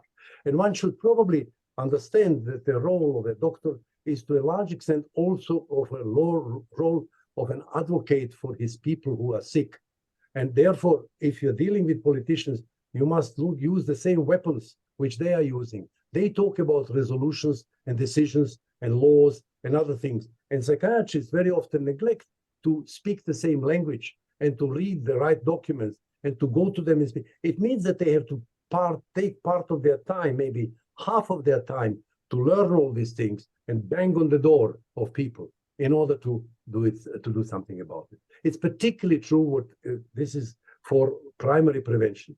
Primary prevention is entirely in the hands of mental disorder, in the hands of other people. Take the example, iodine deficiency in pregnancy leads to cretinism. All right? Now, none of the psychiatrists will ever go and give iodine to women. But it is his duty to make the bloody government, in fact, provide and show that they provided iodine to all pregnant women. But to do this, he has to bang on many doors, and he has to be much more of an advocate for his people, so to say, than is currently often the case. In a more modern situation, the tribune, the fellow who is looking after patients, must become the psychiatrist who is the agent who links the government lines with the needs of people who are mentally ill. In addition, he has to look after patients. But in addition, I think he must make sure that the government as a whole, or the society as a whole, provides the wherewithal to look after these patients, because otherwise he prescribes a medication and the patient either takes it or not, and that's the end of the story. They don't get well. The disease does not stop in a moment. The disease is there all the time. Looking after the disease is now becoming the least important part of one's work. Thank you. Dear Professor Norman Sartorius, thank you very much for your amazing lecture as always. So it's my honor to be here, and I would like to thank you for emphasizing the topics about psychosocial workers and the role of psychosocial rehabilitation, which really should take enough time in the treatment programs for our patients suffering from any disorders, either stress-related or psychotic heterogeneous disorders. And absolutely agree with you about the need to have advocates who would protect people suffering from mental illness. I'm working with my chancellor in the university, who is a surgeon, and I was appointed at my position 2.5 years ago. And finally, only after 2.5 years, he's starting pronouncing word depression and anxiety in front of the council. And he started talking that we need to do something for people with depression because depression is rising. So I was absolutely impressed that finally I hear these words from the surgeon, from the chancellor, and he really started helping us with psychiatry. And recently we've been to Uzbekistan, and the president of Uzbekistan, by the way, Professor Shahnaza, send you greetings. Thank you. And yes, and she had very good reminiscences about your visit to Uzbekistan many years ago. Yes, and when president visited psychiatric hospital, it changed a lot. So they have impressive environment, and we visited this hospital, and they have everything: rehabilitation rooms, social workers. They have no such stigma. They have not so high fence. They have terraces for patients. They have shower with she for patients. Everything. So we were impressed. It was much more, much better than the hotel we stayed in Uzbekistan, the psychiatric hospital. So it's especially when you say that we don't live anymore in a mutually supportive environment. It's very important now to advocate and support our patients who are suffering from mental illness. And I met Professor Mira Yakovlevich, who, of course, a big fan of you. And he was discussing his idealistic concept, but I like it very much, about empathetic civilization, because he thinks that it will help against mental illnesses in the world if we continue to support each other. If I still have a question, I would just like to ask about gender-specific services. What do you think about this? Because now we have also issues with gender choice and gender education and so on. And also we have a gap, and I know that European Parliament is now have suggestions from psychopharmacologists to change instructions for pharmaceutical drugs, which would be subdivided the prescriptions for females and males, because they are different, and really women and men differently react to pharmaceutical drugs and have different issues about immunity, because the genes which are responsible for immunity is an X chromosome, is located in X chromosome, and so women have more immunity, more efficient immunity, but they also develop more autoimmune disorders. So it should be taken into account when we are providing any types of treatment to females and male population, and specifically in psychiatry, including side effects and safety. Sorry for many words. Well, I think what you said, which is one thing I didn't emphasize very much, it is the need to establish a different relationship with our colleagues in other disciplines. For the moment, they consider us that we are the least knowledgeable and the least helpful people in the world. And sometimes they are true, they are right, because we have forgotten that medicine has developed, and we have concentrated on looking in psychiatry only, forgetting with theories like psychoanalysis and others, forgetting that science, meanwhile, is advanced, and we have not been able to speak to our colleagues in internal medicine and whatever on the same level, understanding the modern science of medicine as well as they do. So it's very important that we gain their respect by being up to date. And it's something that psychiatrists should be thinking about very carefully, because many of them are not really up to date at all. They know psychiatry of 20 years ago. They're very good at that, but the rest is being neglected. Maybe I think that I have another hope, speaking of gender, which is the current in a number of countries, the number of new psychiatrists is predominantly females. And my great hope is that they will improve psychiatric care greatly, because they may have more empathy and more a feeling of somehow of the need to look at various aspects of human life than the males had in the past. So that is a good thing. Particularly Turkey, I think, has been a good example where there are two disciplines which are everybody gives priorities. One is psychiatry and the other one is dermatology. And when asked about dermatology, they say, well, we have to do dermatology because there are no night duties in dermatology and we have small children, so we want to stay with the children. But psychiatry, no, psychiatry, we want because we feel that it needs more of a sense of feeling, and that's why we want to do psychiatry. Our male colleagues are not doing so very well. So there's a hope in that maybe that this extra talent of our female colleagues will also be very helpful in thinking of an emphatic way of producing mental health care.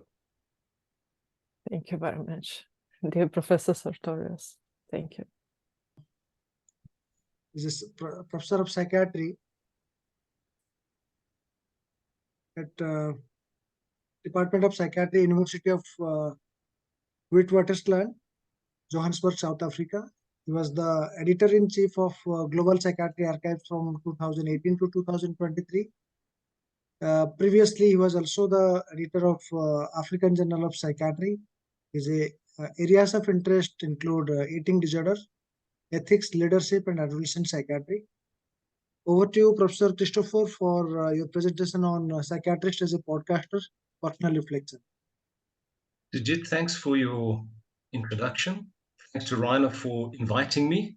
I'm not sure he'll thank me after this, but this is going to be a little bit of a story, a personal story, and it's about an experience that I've had in recent times. And when Rainer invited me to do a presentation, I thought this would be something that would be a little bit different in terms of what others would be presenting, and also provide some kind of insight into this, well, one could call it a new technology, and its interface really between education and technology. And I think the podcast represents a very interesting development in that. And so I'm going to take you on a journey, my own personal journey. So please, but don't think of me as egotistical. This is not about me. It's about the journey. And for any of you who would be interested in becoming a podcaster or hosting a podcast, hopefully I will give you some insights into what that entails. So the first thing is obviously, what is a podcast? And I think that many people who listen to podcasts or are consumers of podcasts have a clear understanding of what it is, but there are many people who don't. And essentially, it's a bit like the radio, but it's not. So obviously, you don't switch on the radio to listen to a podcast. You log on and it comes to you via the internet. And so basically, it's a download. It's a stream. It's streamed to your device, be it your laptop, computer, or your cell phone, either way. And the issue here is that it's available always, and you can listen to it anywhere at any time. I think it's very accessible and very convenient if you have the technology, obviously. So in essence, it's audio, but it can be video. And usually a podcast is on a specific theme, and you will get to hear what my particular podcast was about. Those who podcast are called podcasters.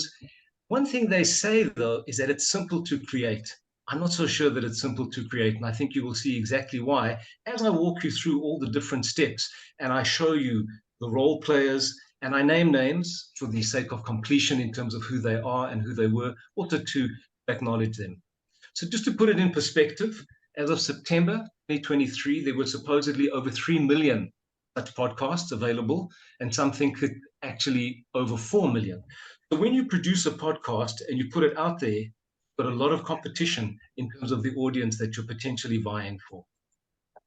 To give you some perspective in terms of podcasts, the top 5, maybe you have or haven't heard of Joe Rogan. If you haven't, okay. If you have, welcome. He has 11 million listeners per episode. That's a lot of people. If you look at the next 4 combined, they don't actually add up the number of listeners he has in per episode they have combined. And you can see, in fact, the numbers 2 and number 5 with crime. So there's a kind of a preoccupation with crime for podcast listeners. But Joe Rogan is the quintessential podcaster. He's the benchmark, and he is an interesting guy because his podcasts last over 3 hours, and they are really conversations that are very deep, but also move in all sorts of different directions. So if you haven't watched a Joe Rogan podcast, it's well worth, and you'll be surprised who he interviews, in fact. So just to put it in perspective in terms of what a successful podcast might be, if you get 3,500 downloads, you're in the top 10%. Remembering we're talking about a 3 to 4 million base of podcasts. If you get 9,000 downloads, that's 9,000 people who download the podcast from the internet to listen to it. That'll put you in the top 5%. And if you get 50,000, you're in the top 1%. Joe Rogan gets 11 million. That just gives you some perspective on how people download and what success might mean in that sense, although success is a relative term. The reality, though, is that only 60% of people actually listen all the way through. There's a big attrition rate in terms of podcast listening. But I think what is important is that if you engage listeners who are really interested, they can have an impact. And I think what is important about podcasts is to put out quality content, but release new episodes on a regular basis, because your audience moves on very quickly. You have to know that you're in a very competitive market. And I think that one has to be very careful not to be numbers driven. Because if you're numbers driven, you lose the potential impact of the people who listen, who then actually influence others around them in terms of the content. So I'm just going to walk you through quickly the idea, the finished product. So obviously for me, it was a novel experience. I have no training. I've done a lot of media work in terms of television, radio, and being interviewed, but never actually having to host an actual program and structure it and construct it and carry it as such. So it's one thing to be interviewed. It's another thing to actually create the content and bring people in who you actually interview. And of course, when I thought about it, I thought, well, as psychiatrists, what do? We interview people. When I see a new patient, what am I doing? It's an interview, actually. And I spend an hour and a half or 2 hours chatting to them, getting information. It's an interview. So I thought, okay, I can maybe translate the experience I have as a psychiatrist into this new milieu. Well, it's a completely different milieu, I must tell you, but the skill of interviewing is something that we inherently have as psychiatrists, even though we might not spend that many minutes, as Prof. Sartorius has highlighted, with our patients. It just depends what kind of practice you have. So looking at the idea. So this concept of a pitch. For the idea to turn into a product, you have to pitch the idea. You've got to actually formulate what it is you want to do, and you have to take it to the right people, specifically a funder, because podcasts cost money. They don't happen for free. If you're going to produce a quality product, you need to make sure that you have sufficient funds to do it. So you're going to see a timeline here, which shows you just how quickly things worked. So from the 7th of August, 2021, I had my first meeting with a potential funder, who happened to be from a pharmaceutical company. And one could raise eyebrows and say, pharmaceutical industry, one has to be very careful in terms of your relationship with them. I have to say up front, they had absolutely zero input into the content and never attempted to influence who I interviewed, what we were talking about. And I was simply funded in order to produce these because they felt that it was something that they wanted to be involved in. And I think coming back to the issue of education, they saw this as something that added value to their portfolio of input into the medical discipline. The funder then connected me with someone who was experienced in producing podcasts and was connected to folk who do that. So I met with them, we workshopped the ideas, and then we started to put together content to pitch the idea, firstly to the folk who were going to produce the podcast, but then ultimately also to the funder. So that's 7th of August to the 16th to the 24th, so within 2-3 weeks. So this is basically just an idea of what we sent to them. And I think what's important is that the podcast had a name, Beyond Madness. I decided on that title, and I'll explain why I called it Beyond Madness. I had this idea in my head about the music for the podcast, because if you listen to podcasts, there's always music that introduces the actual episode. And in my head, I had this idea of Jimi Hendrix. I like the guitar introduction, but of course that was completely unrealistic, because in order to use such music, there are licensing fees. So basically there's a library of product that you can use, music, which doesn't cost, but you can maybe get the feel of what you want. We noted who it would be funded by. And initially we were going to do 13 30-minute episodes. And basically we put down all the specifics when we were due to start. And I think what's important is that we were very specific about the platform. Very important who you choose to host your podcast. And we chose a very specific platform, and their responsibility was not just to produce the podcast, but they also had other functions, and specifically the issue of banners. And I'm going to get to that. So for the first season, we had a range of topics, and we looked at genetics, the biological basis of madness. We used the word madness quite a lot in the first season. But in fact, the first episode turned out to be the practice of psychiatry in a cross-cultural South Africa. And I can tell you, the first episode was due to be a discussion with myself and a fellow psychiatrist who'd written a book called Madness, Stories of Uncertainty and Hope. It was an absolute disaster. The audio failed. He was not in studio. He was phoning in. And I thought to myself, if this is what podcasting is all about, I don't think I can do this. Fortunately for me, the next episode was going to be recorded immediately after. I had the guest outside waiting, and I didn't have too much opportunity to reflect on how difficult the first attempt had been. And so that was the episode that I recorded first, which was Practice of Psychiatry in a Cross-Cultural South Africa. And I think what's important here, speaking to a South African audience and beyond, is that we were looking at traditional healers and the role of traditional healers in psychiatry, and the extent to which traditional healers actually serve a very important function in terms of gatekeeping, because patients often go there first. And so this was trying to give a perspective on where traditional healers fit in. And you can see there was a whole range of conditions, eating disorders, but also issues, spirituality in the healing process. And the podcast I eventually recorded with David Nutt had nothing to do with cannabis. In fact, it was to do with psychedelics. So the process unfolded. The platform were very happy to meet with us. We then met with them ultimately. But before we did that, we brought in another member of the team, public relations. The public relations person puts out a media release. So they need to know exactly what your podcast is, what it's about, who you are, what you're attempting to achieve. That then goes out to the media. They then have an interest, hopefully, in speaking to you, and then you start to promote the podcast in the media as much as anywhere else. And that can be television, radio, or print.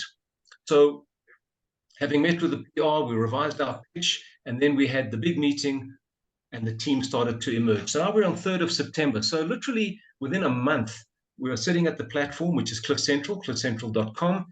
We actually recorded the first episode on the 4th of October. So you can see the timeline, and it was released on the 20th of October. So the first episode of the first season went out literally let's just say 2.5 months, nearly 3 months after we had the inception. The first season comprised 15 episodes. That's what a banner looks like. So that's what appears on the Cliff Central platform for the podcast. So if you go onto their platform, you'll see they've got a whole host of podcasts. That's what a banner looks like, the name of the podcast, who funds it, who I am, and what the episode is. And each episode has this banner. So that's me in the studio, together with my first guest, Solly Ratamani. So at Cliff Central, the microphone, the headphones. It's like being in a radio studio, but it's not radio.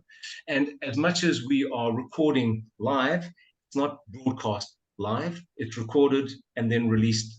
If there's any editing to do, you have an opportunity to do that after the recording. So who is the team? And I think this is what's important. Going back to the original slide that said it's quite simple to produce a podcast. First of all, you've got the studio or the platform. That was Cliff Central. Then you've got the sponsor or the funder. This was Adcock Ingram OTC, a local pharmaceutical company. Then you've got the producer, who changed from one to the other during the course of the seasons that we recorded. You've got a sound engineer.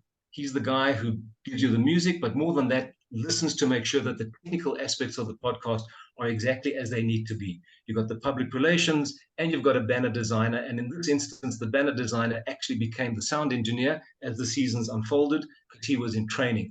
You can see there are a few people involved, aside from myself, who comprise the team. So not quite so simple.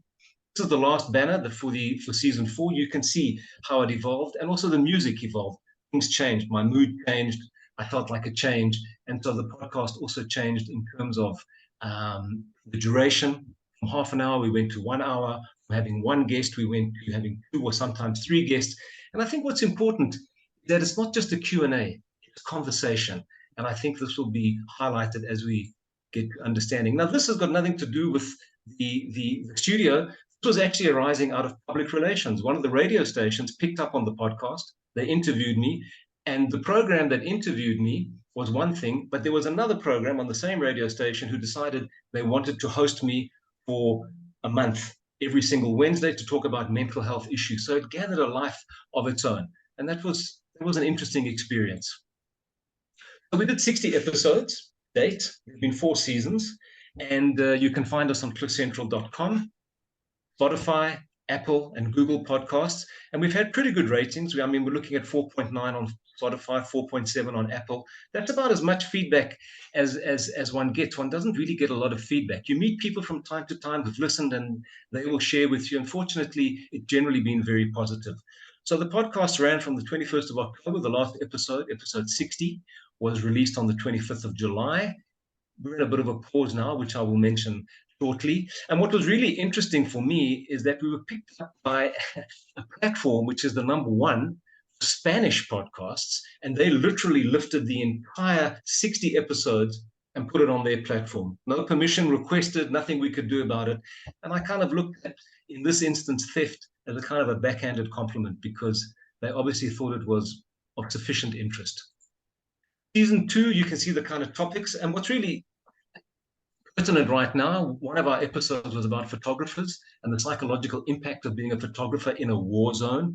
If we think about what's going on in the Middle East and what's going on in Ukraine, we were talking specifically to what it's like to be a journalist in a war zone and how that impacts upon you. We touched on divorce. We looked at the impact of social media on youth. So we touched on a lot of issues rather than talking about specific conditions.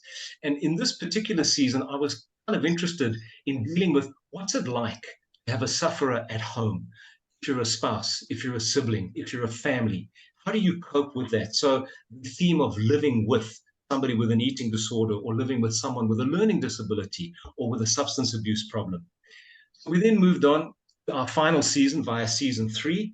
And the season has been, again, very issues driven, looking at the impact of bullying, for example, looking at childhood sexual abuse, loneliness, a very pervasive universal phenomenon, poverty and mental illness, which is a big issue here in South Africa. We have very high levels of poverty, and not just looking at the interaction between poverty and mental illness in terms of my guests. I had an additional guest who actually owned a restaurant and had started a soup kitchen for homeless people, and their experience of homeless individuals and being homeless themselves, because they took to the streets for a period of time just to get the feel of what it was to be homeless, gave a very important quality to the podcast.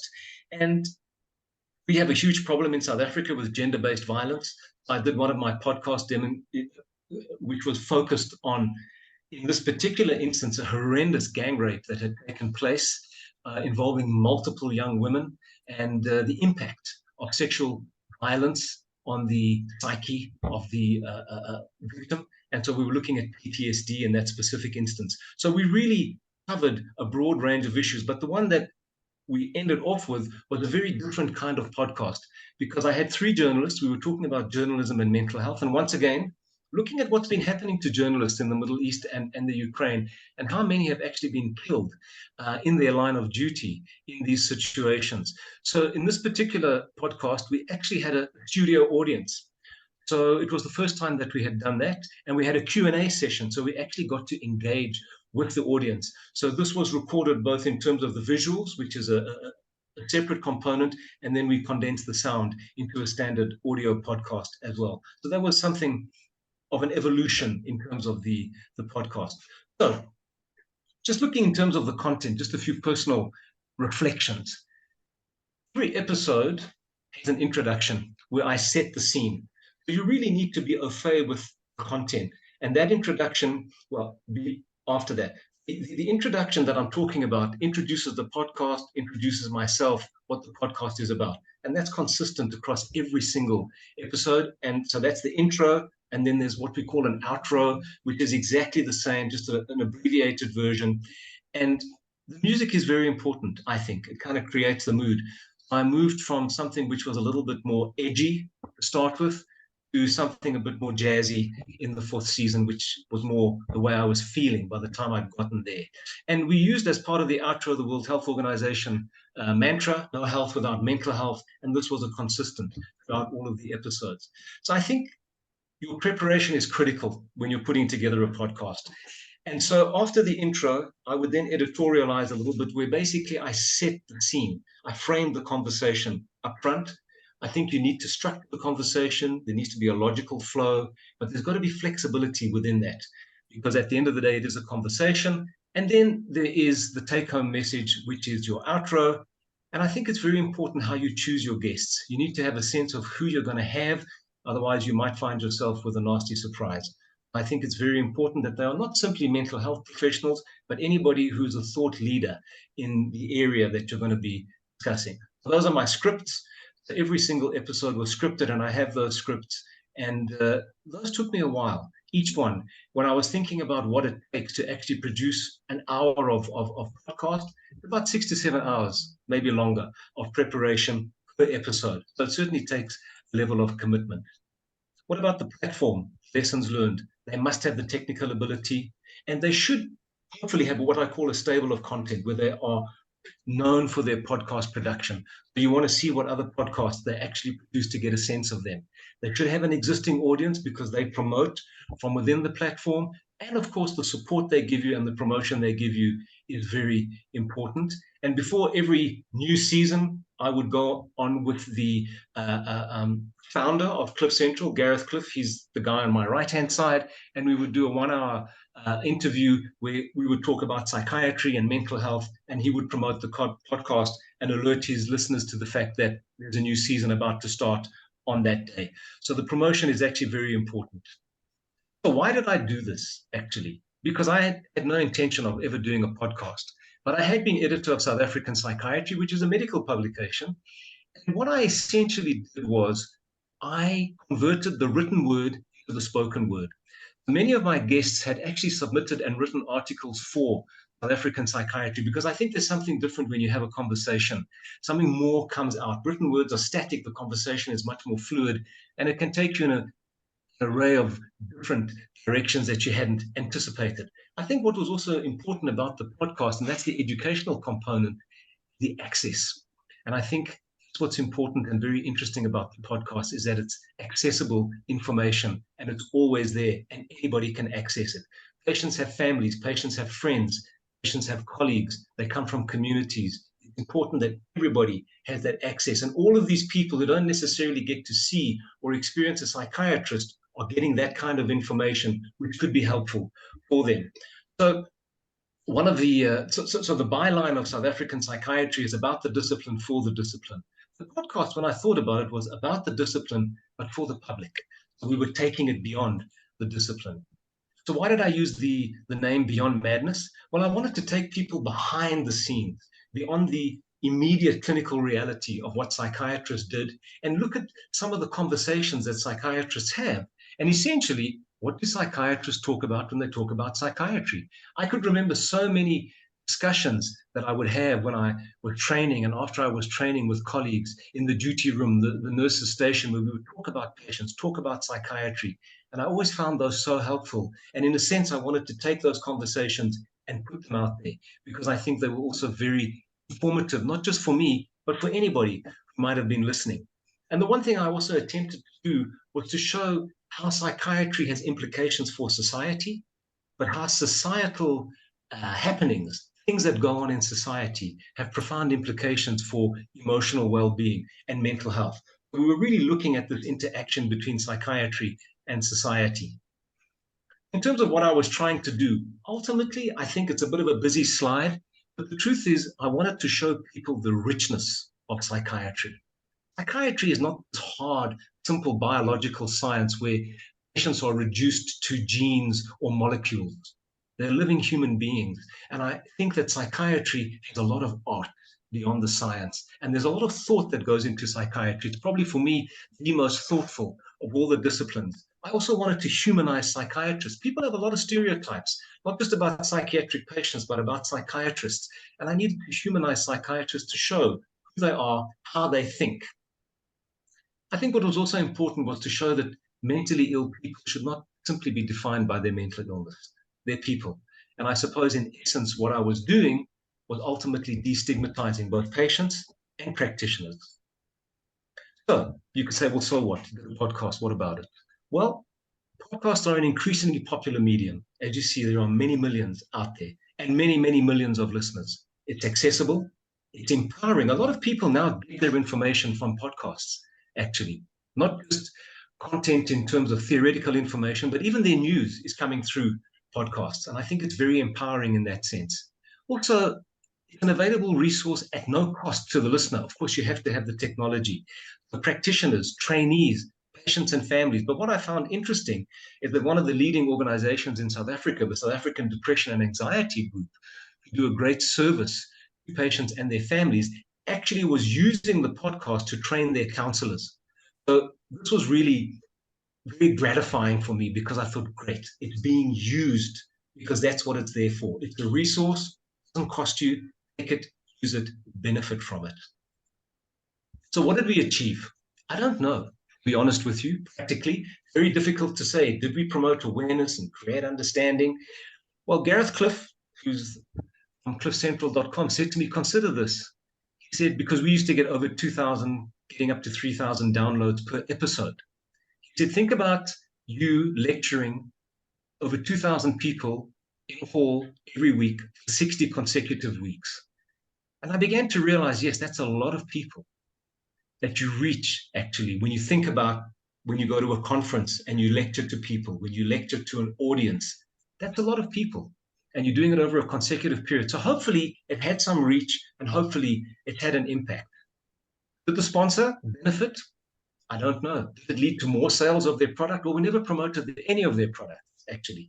So that wasn't the agenda. What was interesting is that we did get nominated for, we got the finalists in an award, best use of podcast to promote a brand or an event. We were up against serious opposition, so there was no chance of us ever winning. But to be a finalist was sufficient, and these were the New Generation Social and Digital Media Awards. So that is where the podcasting fits in, social and digital media. So this is the new media. What was achieved personally? Well, I found it enriching. I found it demanding, though. It really was, and very consuming. Because I think when you're putting content out there that could potentially influence people's lives and you're not sure who you're talking to, you've got to be very careful what you say, how you say it, views you promote. And so there is a burden of responsibility on the podcaster in that sense. Currently, we're on a pause, which we agreed to by both myself and the team. We'll see where it goes. So will there be a season 5? I don't know. But what I'm going to leave you with is a 90-second clip that Cliff Central put together for the sponsor to give them an overview of what has been accomplished by the podcast over these 60 episodes. You'll see for yourself. I think it gives you a nice snapshot of what took place. And so sit back and here's the clip.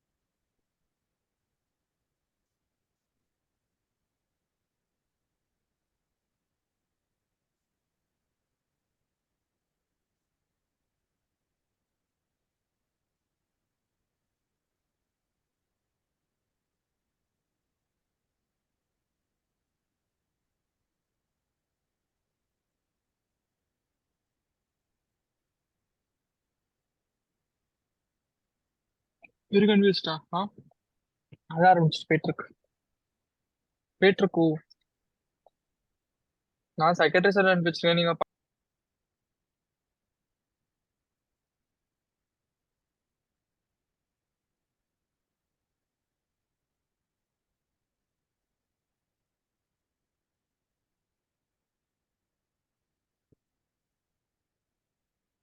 Right, there you have it. That's the presentation. So if there are any questions or comments, I'm certainly available. Hang on.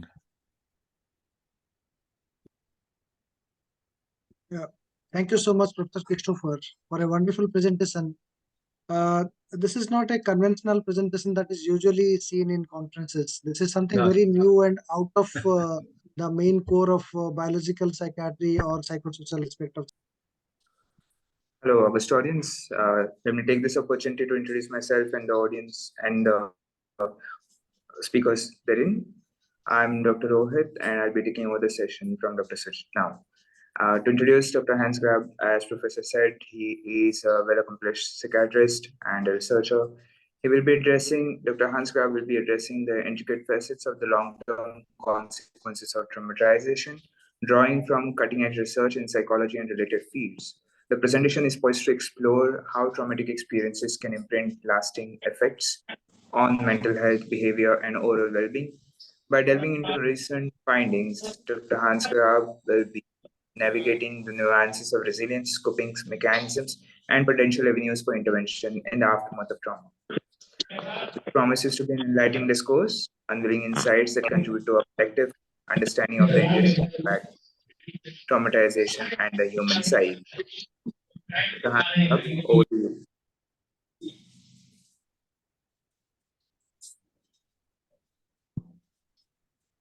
Hello? Yeah, Dr. Hans Grabe, over to you.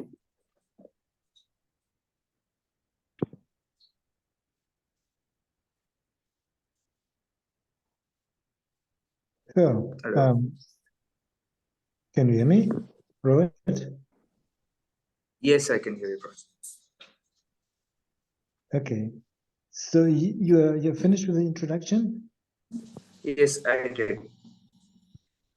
Okay, then I'm starting. Rohit, thanks a lot for the introduction. Thanks to Rainer for inviting me and to being so modest all the time concerning your own achievements, which are really great. In fact, I'm very happy to give the talk on the long-term consequences of traumatization, new findings. It's the third time in this round that I give the presentation on this topic, and I think I will share some already known slides with you, expecting that in the audience new members have been joining compared to last year. But I will also demonstrate a couple of new findings which are really intriguing and pretty new. So, yeah. Can I just sorry, Hans. Can I ask you, did you take your language as German or English? Because when I see the captations, they sometimes make no sense. Now it works here, but make sure that if you take their language, that it's English. Yeah. You mean the language for the PowerPoint or for what? For the captations, so your captations don't make sense because you possibly have your captations so your language is possibly put to German. Okay. I do not know. You have to do it on your own. On your own. Okay, that's. I don't know, Daria. Do you know how that works? Do I have to do it in the PowerPoint presentation? I think Daria, can you unmute? Daria, please. Daria Ahmed, can you just unmute and just help us?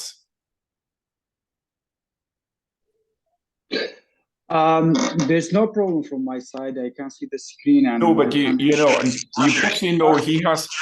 So it seems that the captations Hans has are trying to do send it to German. So because I can see this Z, I can see some letters I would only see in German. So where is the language? I don't know. This is the problem for all is there's nothing show from my side. I think you are opening your caption. There's a 3 dot above and you can hide the caption because you are the main host. Right, okay. Can you okay, just let's go on then. If we can't, I just try to see. Okay. So yeah, because it's a quite conventional presentation. So yeah, this is the main building of our university in the city of Greifswald. It's a very old university, and in fact, it was established by the Swedish people that were conquering the northern part of Germany in the 16th century, which is quite interesting. And I will present a couple of data that we derived from our study of Pfalz and Pomerania study, the ship study that has been conducted in the northeastern part of Germany. Yeah, you can see Berlin. So maybe I will switch this down. So, oh, now it's indicating that the screen share has been interrupted. Is this true? You're visible. I'm visible. Okay, then I'm just continuing. Okay, you can see Mecklenburg-Vorpommern, the northern part of Germany, and here are the cities of Greifswald and Stralsund next to the island of Rügen, which is really very nice.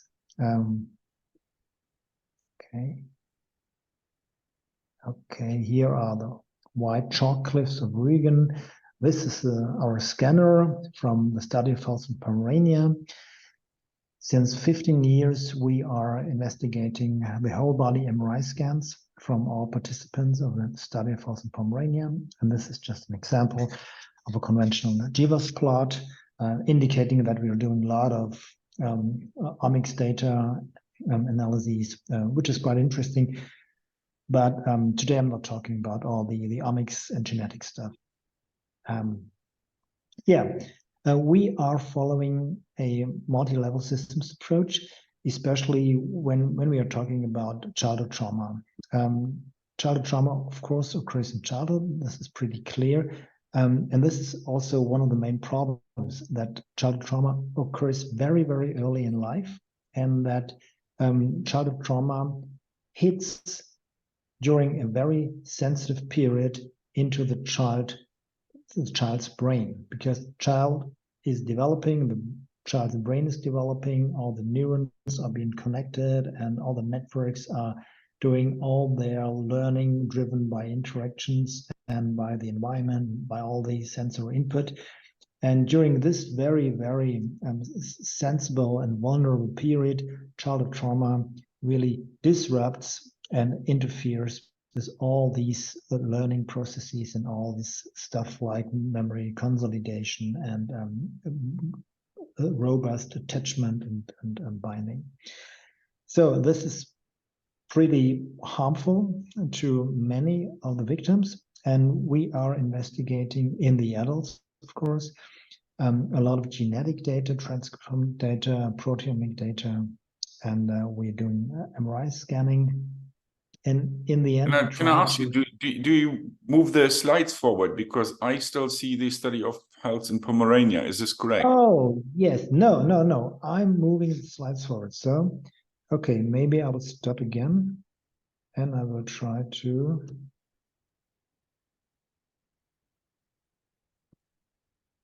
share the presentation one more time. So now it should work again.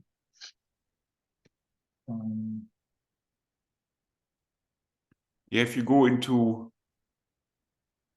presentation, yeah. Okay. So, can you see my presentation now? I can see Max Ernst, so. Yeah, exactly. That's cool. Okay, if you can. I was talking about this slide, the childhood trauma slide. and all the different omics layers, the MRI, and the way that we try to connect all these different layers of information to make sense in a risk model approach to understand what is driving the onset and the maintenance of mental disorders. We all know that childhood maltreatment is pretty frequent. This is a study from The Lancet a couple of years ago. And already in this study, they came to the point to say that in the high income countries, 4 to 16% of all the children are physically abused, and 1 in 10 is neglected or psychologically abused, and that 5 to 10% of the girls and up to 5% of the boys are exposed to penetrative sexual abuse. And these are figures that run throughout each country and to throughout rural areas, urban areas. These are, I would not like to say these are constant drivers of human society, but everywhere you make research, you find those numbers. Also in our beautiful landscape, in a pretty rural area at the Baltic seaside, where we are doing the research, also in this area, we find pretty robust rates of childhood abuse. We know that childhood trauma is associated with a number of mental disorders. In the clinic, we see all day long patients suffering from all these various kinds of disorders who have been exposed to neglect, to emotional, physical, or sexual abuse. These are high rates, and it's without doubt that childhood trauma is a driving risk factor for all these disorders. That's pretty clear. But I would like to back up those clinical impressions by data that we are collecting and data that we are allowed to analyze. I would like to draw your attention to the German national cohort, to the NARCO study. The NARCO study is a very, very nice study. It has been started in 2014. There are a lot of study centers throughout Germany. It's supposed to collect a pretty representative sample of the German population in almost each federal state. And in the first wave, in the baseline wave, more than 200,000 people were enrolled in the study. And during the follow-up wave, which is running right now, 117,000 subjects have been enrolled until the end of September. Probably there will be a couple of additional enrollments. And yeah, it's a huge study. And the assessment protocol is really huge with different levels of assessment. We have a broad level, level 1, that everybody is receiving, who's participating. And then we have level 2. Level 2 is even a more intense way of phenotyping the subjects.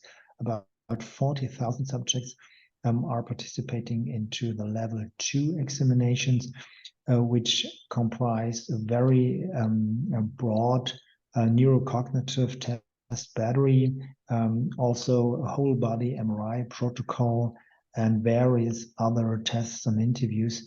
So the 40,000 sample is really deeply phenotyped, and the rest is, I would say, still very robustly phenotyped. You can do a lot of research with the whole 200,000 subject sample. Last year, I was already able to present our first paper from the NARCO that was published in the World Journal of Biological Psychiatry.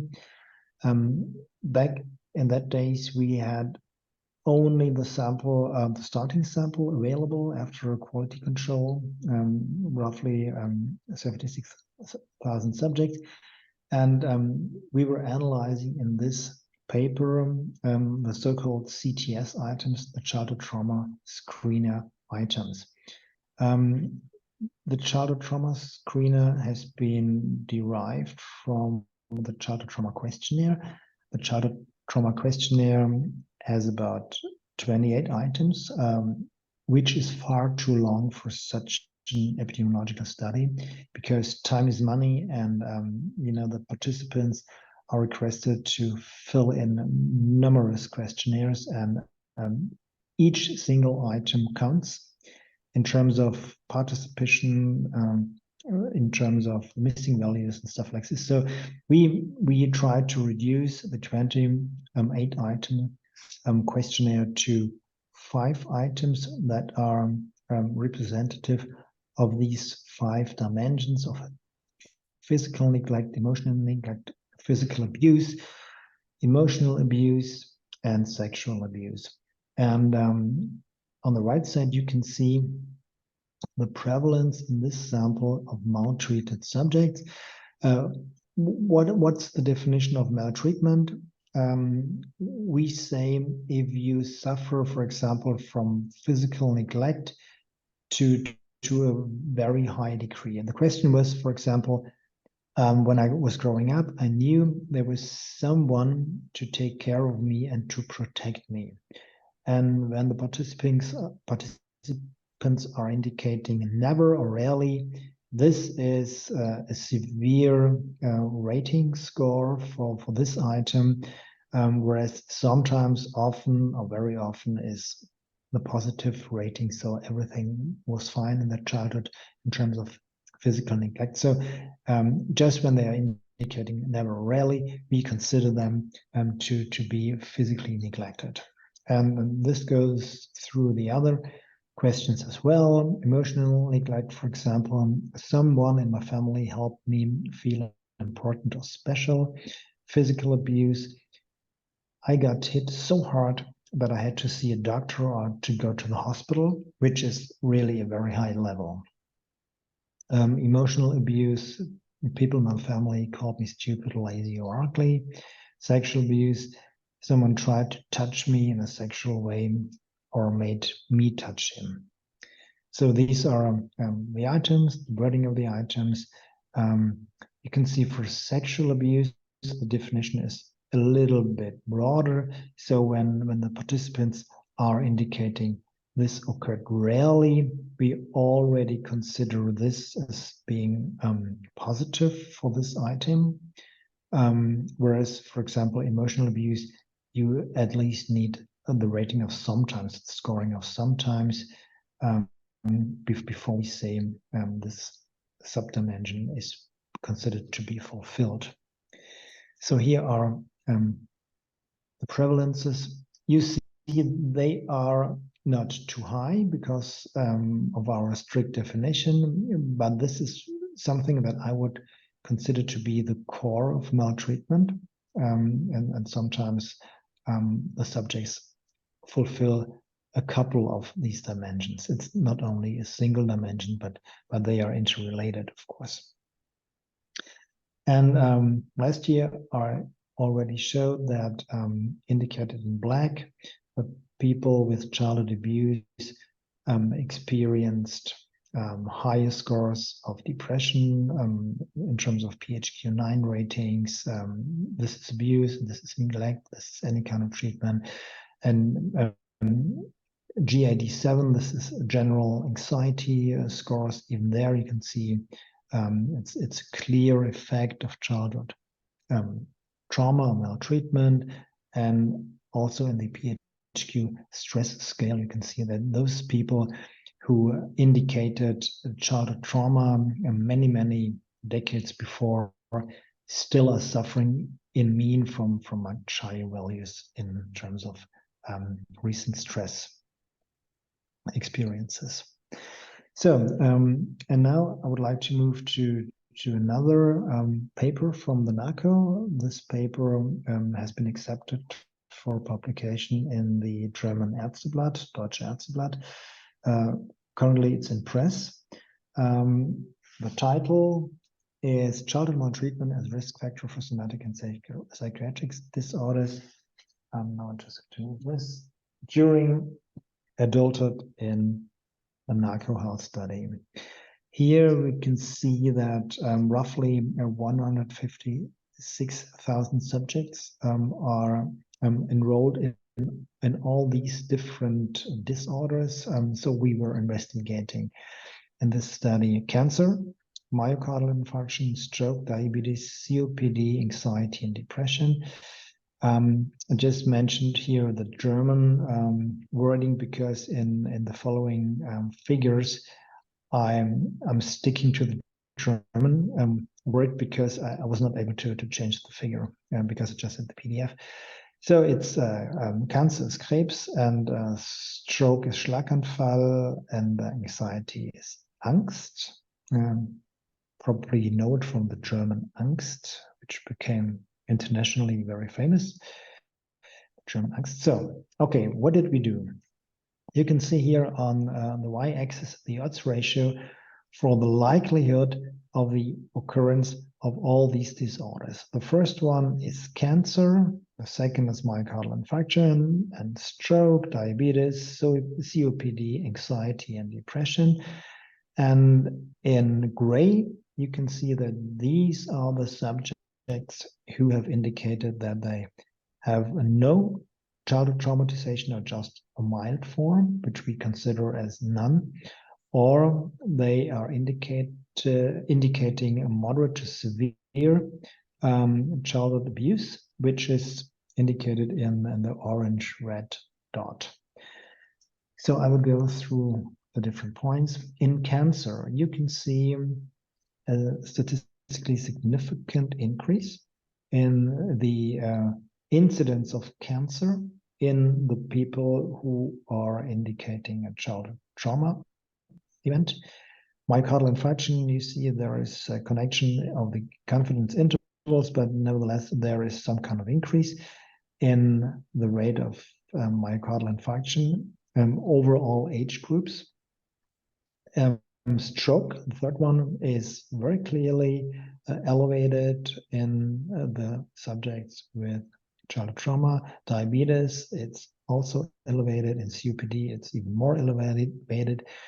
And as we all can imagine, that the association to the mental disorder dimensions like anxiety and depression is even much more higher, with odds ratios between 2 and 2.5. So the rates are doubling in the general population. And I think it's important to mention that many people who are suffering or who have been suffering from childhood trauma in their childhood or youth, they are able to cope with it. But when the people becomes really under pressure or come under pressure, and if really life burden is kicking in, then their resilience to other stressful life events can be diminished. And you know, this is an interaction with a lot of stress factors that can eventually lead to not only a mental disease but also to physical disease. But here in this figure, you just see the straight association of all subjects with childhood trauma without any other risk factors. So it's just the base rate of association. I think the next slide is pretty interesting. So it's the same like this, but we were stratifying the age ranges. And now the picture becomes more interesting. I will walk you through this slide. We are starting with cancer on the left side here. Again, all the subjects without childhood trauma are being set to 1 as its reference group. And in orange or red, you can see the subjects with childhood trauma. And now you have the different age groups. In circle, this is the age group under 40. With a triangle, this is a group between 40 and 60. And the last one is the group above 60. And now a very interesting picture emerges, because you can see that the younger age groups have a much higher odds ratio for the given physical and mental diseases when they have been exposed to childhood trauma. And now the associations become, let's say, more relevant, even more clinically relevant, because an odds ratio of 1.5 is a 50% increase in risk. So it's much more prominent. If I compare this to the previous slide, you can see the cancer risk. Yeah, it was, I don't know, 1.2 probably, or 1.15. So not that compelling, but if you really look at the age stratification, you see that the younger people have a clearly elevated risk for cancer when they've been exposed to childhood trauma. Also, the same story holds for myocardial infarction, 50% increase. In the age group now between 40 and 60, there were literally no cases with myocardial infarction below 40. Also for stroke, you see the increase. Also here, no cases below the age of 40. Diabetes, the same story. COPD, you see the elevated scores. There it's not that clear, but again, the youngest group is leading. And when it comes to the mental syndromes, anxiety and depression, you can see that the youngest groups have far more the highest odds ratios for the given disorder when they have been exposed to childhood trauma. So one conclusion from this slide would be that childhood trauma is really affecting the onset of the disorder, of the physical or the mental disorder. There's a shift to earlier ages of onset, which, to be honest, which we can't prove in this analysis because we simply stratified the age groups of the subjects. We were not stratifying the age of onsets because these data were not available so far. But it's pretty clear that with stratifying the age groups of the subjects, we also stratify to some extent the age of onset groups.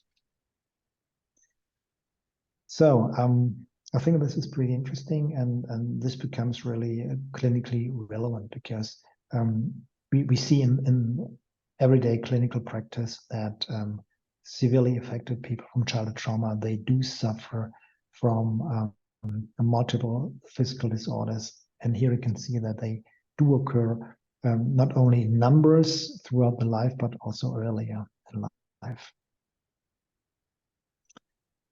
Okay, and now I jump back to the study from Romania. Our study at Greifswald University. Here we were conducting interviews, clinical interviews for the assessment of depressive disorders. And you can see the lifetime prevalence rates were, of course, increased in subjects that have been exposed to childhood neglect and especially to abuse. The interesting point here is that we can see that emotional abuse is really the driving force behind a lifetime major depressive disorders. It's an odds ratio of 4, so a massive odds ratio compared to physical abuse, sexual abuse, or emotional neglect, which is still an odds ratio of 2, but the other one is 4. So emotional abuse is really a high risk factor for depressive disorders. This slide I have been presenting last year already, but I think it's an important slide because everyone can conceive the association between childhood trauma and depressive disorders. A lot of interactional stuff is going on, a lot of negative emotional binding, a lot of self-consciousness and all the storyline goes along, which is clinically really reasonable and conceivable. But also in psychosis, it has become pretty clear that a lot of factors in childhood and adolescent are contributing to the risk of psychosis. And yeah, this nice figure really shows the more or less common concepts that we have first wave hits in the pathogenesis of psychosis, and we have second wave hits. So the first wave hits are very, very early risk factors that are occurring even before birth or around birth. You can have obstetric complications, you can have prenatal infections, you can have a couple of traumatic events in your childhood, and later on you get a second wave hit that is really destabilizing your vulnerable neural networks. And if all these factors are acting together in probably genetically predisposed subjects, you will experience something like the first episode. And you can see here all the risk factors that have been identified, like the childhood trauma here, and low childhood or adolescence functioning, tobacco use, male gender, single status, unemployment, affective comorbidities, physical inactivity, social deficits, ethnic minorities, and all the neurobiological risk factors that we know nowadays. So also here, the life environment plays a decisive role in the onset of psychosis. Yeah, this is a slide that I like very much because childhood trauma really kicks off a whole range of problems. First of all, mental problems that we've already seen. Then we have physical problems in terms of activation or dysregulation of the HPA axis, often associated with chronic inflammation and metabolic problems. And then we have behavioral risk factors that we already heard about: smoking, drug use, alcohol use, physical activity, more or less inactivity, malnutrition, and all this adds up to the risk for cardiovascular disease or for diabetes. So this is a whole bunch of interacting risk factors, and there's a lot of data for this highly pathogenic environment and all these pathogenic interactions that are taking place in our patients. Yeah, so back and forth, highly interactive. So yeah, and just to mention the association between childhood trauma and some of the autoimmune diseases like rheumatoid arthritis.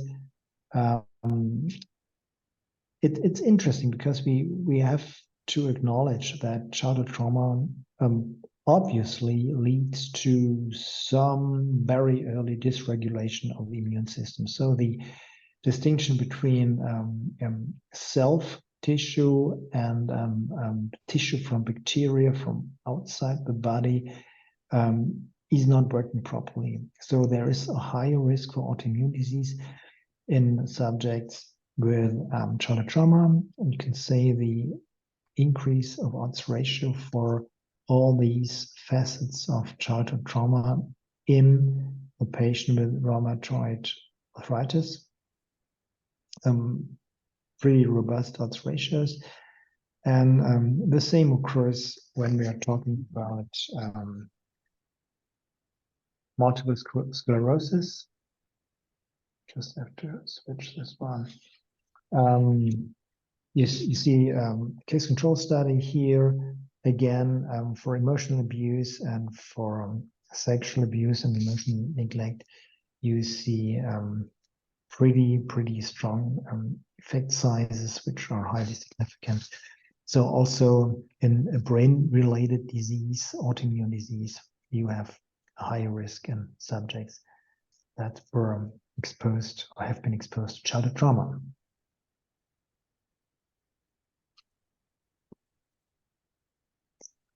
And this study, the ACE study, it's a very famous study. I love to show this slide for everybody who's new into the field. Should really go to PubMed and visit the ACE study. Many publications have been written based on this database from an health insurance company from California. Also dealing, you can see, with autoimmune disease, with ischemic heart disease, with pulmonary disease, and liver disease. It's really very interesting. And this is a paper that we were publishing 2 years ago. It's a paper that is really focusing on lung function. The good point about this paper is that we, of course, used questionnaires, but we also used objective measures of lung function.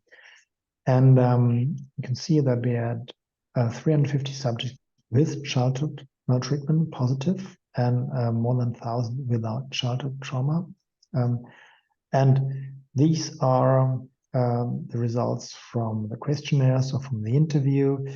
What you can see is that the patients with childhood trauma had a significantly higher intake of medication for lung function. They were reporting much higher rates of wheeze without having a cold, which is highly significant. They also were suffering to a higher extent from asthma and chronic bronchitis, but that was not statistically significant. And asthma attacks were much more prevalent. You can see an odds ratio of 4, which is quite nice. So the subjective experience was much worse in the people of childhood maltreatment. And when we used our objective measures of lung function, the picture changed. Let me just briefly describe what we did. We were measuring the FEV1. So the FEV1, this is a forced expiratory volume that you can expire in 1 second.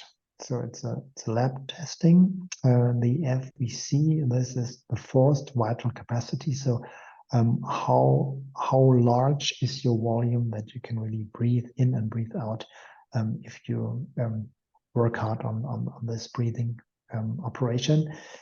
And you can see that all tests are non-significant. There are some slight differences, but they were not statistically significant in this sample, which is not really a small sample. So these are only minor differences.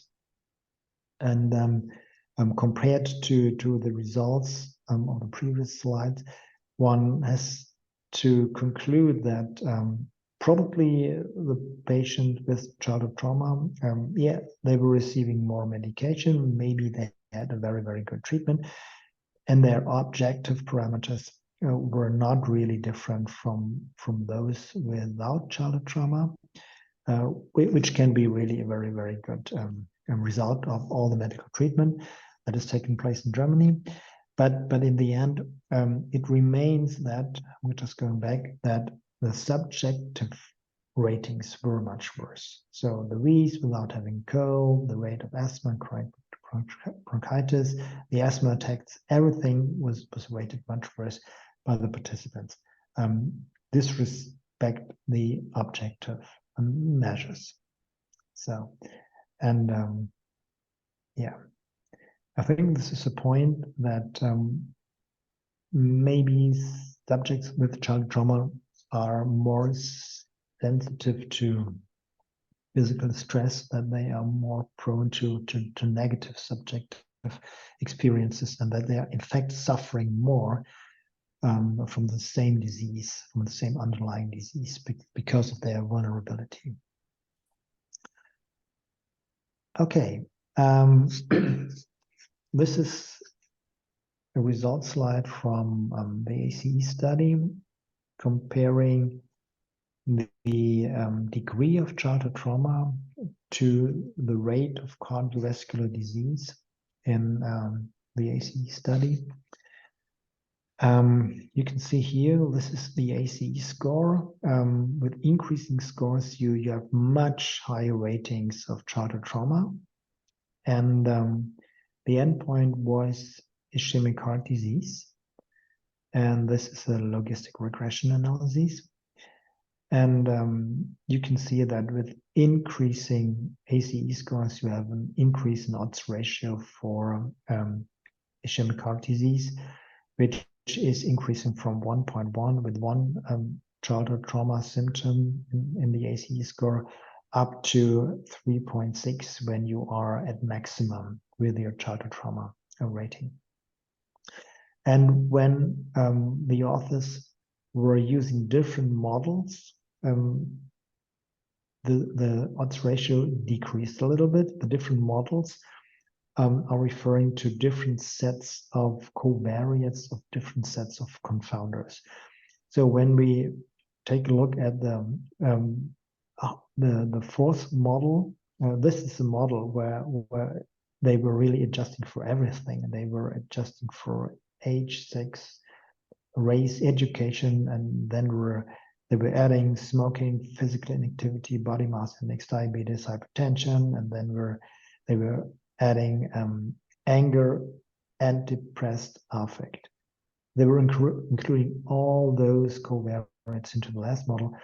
And I assume that some of those confounders were in fact mediators. But okay, let's take it like it is.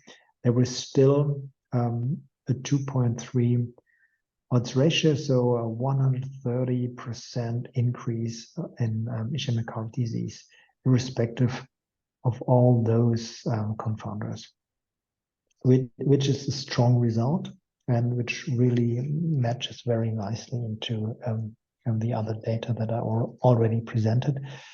There are strong interactive risk factors and childhood trauma, also because it is occurring that early in life, is a driving force behind a lot of physiological and behavioral risk factors. Okay, just have a couple of minutes to go. I will briefly refer to some of our results in terms of the MRI research and brain structure.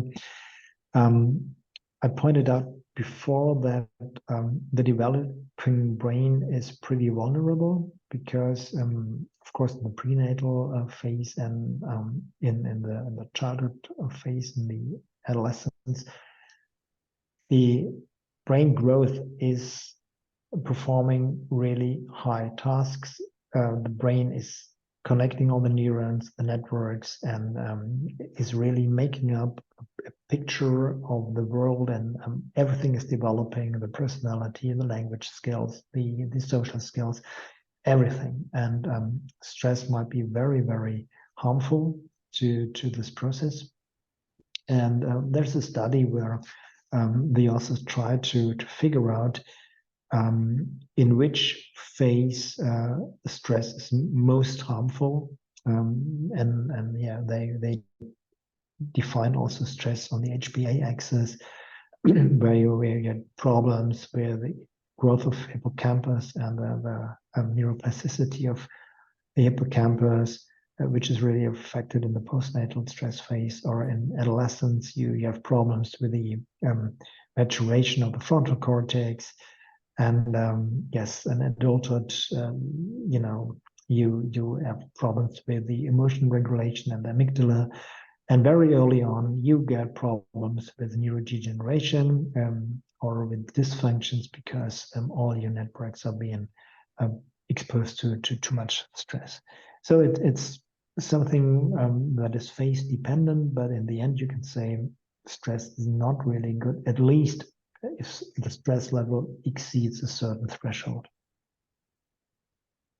Okay, this is a very, very well-known study which has been replicated many, many times. You can see that there's a strong, clear correlation between the exposure to childhood trauma and the gray matter volume of the hippocampus. You see that it's, of course, it's a negative association. The more childhood trauma the subjects have been experienced, the smaller their gray matter volume is in the hippocampal area. We made a study based on CHIP with 1,500 subjects. And I think this is a very, at first sight, it's a very, very simple figure. Yes, it is, but it's interesting. It's really interesting because we were analyzing the interaction between abuse and no abuse with the severity of depressive disorders. Because, like I mentioned before, many people from the general population who have been exposed to childhood trauma learn to cope pretty well with the trauma, or have a lot of stabilizing environmental factors like grandparents or good peer groups and stuff like this. So they are able to outweigh the stressful childhood experiences. And they are performing pretty well throughout their lives. They have developed psychosocial coping strategies and probably also neural coping strategies. And the people who are developing depression later in life, they have probably not been able to compensate for the childhood trauma because they are developing a major depressive disorder. They are really suffering and they are not performing that well. And so we analyzed the interaction because this makes a lot of sense. So we take a look at the subjects with no depression. And if you look at the subjects with no depression, and here we have the whole brain cortical thickness. It's an overall measurement of cortical thickness of brain integrity.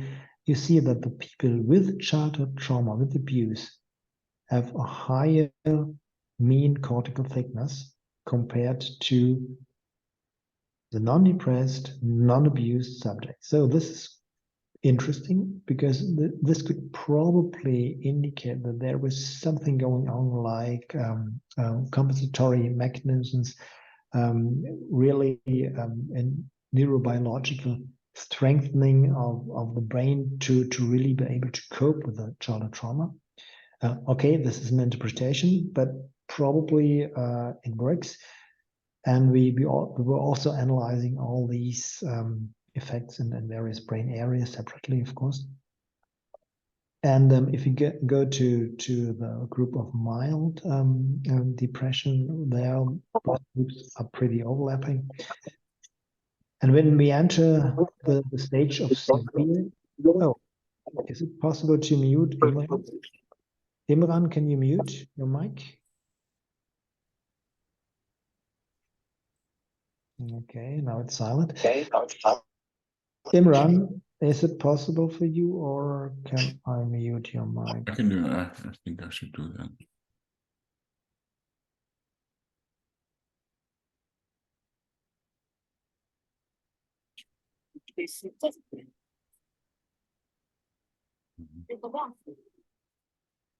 Okay. Give me a second. Great.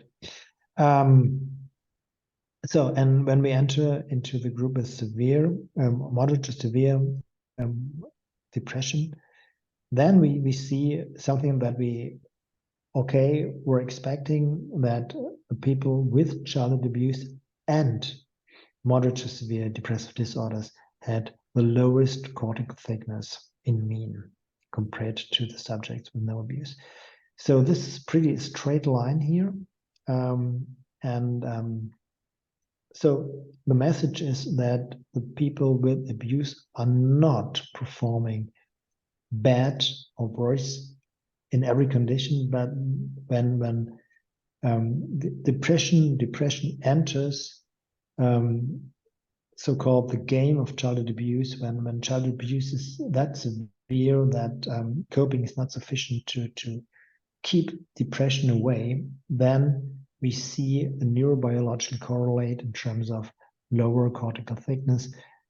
In the other end of the spectrum, people with childhood abuse without depression obviously are performing pretty well in their life nowadays, and probably they have developed coping mechanisms, psychosocial coping mechanisms that have a correlate in cortical thickness. So this, of course, is a lot of interpretation, but behind the data set, like I mentioned, 1,500 subjects, not too bad. And the confidence intervals are acceptable, they're not overlapping. Okay. So, and you can see here the brain areas indicated in red that are really affected from this interaction. So it's not throughout the brain, but these areas are really driving the mean cortical effect that I've been showing in the figure before. Of course, they are important brain areas for emotional and affective regulation. So, and now I come to my last slide. I will just show data from a SHIP study where we were comparing 4 groups of subjects. These are subjects with childhood trauma, with lower resilience or with high resilience, distinct subjects, or subjects without childhood trauma with low resilience or high resilience. You see that, of course, there are more subjects without childhood trauma. This is clear if you compare the overall numbers. And for resilience, we made median split of resilience. The score, we just took the score and separate for males and females and made the median split. So you can see that it's kind of weighted here. And I will just go on. So this is the rate of lifetime depressive disorder in the given group. So the group without childhood trauma and with high resilience had the, of course, lowest rate of lifetime major depression, but still 11%. So let's go further. This is the opposite spectrum. This is the group with childhood trauma, moderate to severe, and with low resilience measured by RS25, the resilience scale. So the depression rate, lifetime depression rate, is peaking up to 30%. And the next one, childhood trauma, positive. But high resilience, you see that they are doing quite well. This is what I just mentioned in the study before, in the brain imaging study. There are people with childhood trauma who are coping pretty well. And the rate 13.8 compared to 11.2, that's not a too big difference. So they are really performing both very, very well. And now the last group, childhood without trauma and low resilience. Yeah, so you can imagine the depression rate is probably lower than 30%, but it's not that low. It's 18.4%. Yeah. So the take-home message: there's strong protection by resilience, and this also makes the point that it's probably important to, if you're really interested in understanding the long-term consequences of childhood trauma, it's probably important to separate these groups, to separate the group that is really suffering also from nowadays low resilience and maybe high rates of depressive disorders, compared to the people with childhood trauma, but with high resilience and low rates of depressive disorders. So there are two very, very different trajectories. I would bet that also in terms of all the physical diseases, we would have very, very different prevalence rates between both groups. But that's just an hypothesis, and we are trying to get more data on this, of course. So my summary: childhood abuse is prevalent, more than 10% in the general population. Childhood neglect is even more prevalent, more than 20%. There's a high impact of childhood maltreatment on the etiology of different mental disorders, as well as the physical health, especially in younger people, that we learned from the NARCO study. There might, especially in severely affected patients, there might be a strong alteration of psychosocial and psychobiological development. And the question is on the transgenerational trauma transmission, something that can probably take place in terms of the psychosocial behavior, the interaction, or the model learning from the parents. But there are also findings that point to altered microRNA signatures in people with childhood abuse.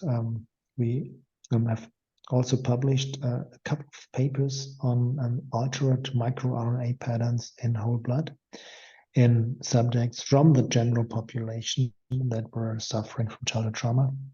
And it's conceivable that these signatures probably affect the second generation. And it's known that sperm are a carrier of a lot of microRNA information to the egg of the woman.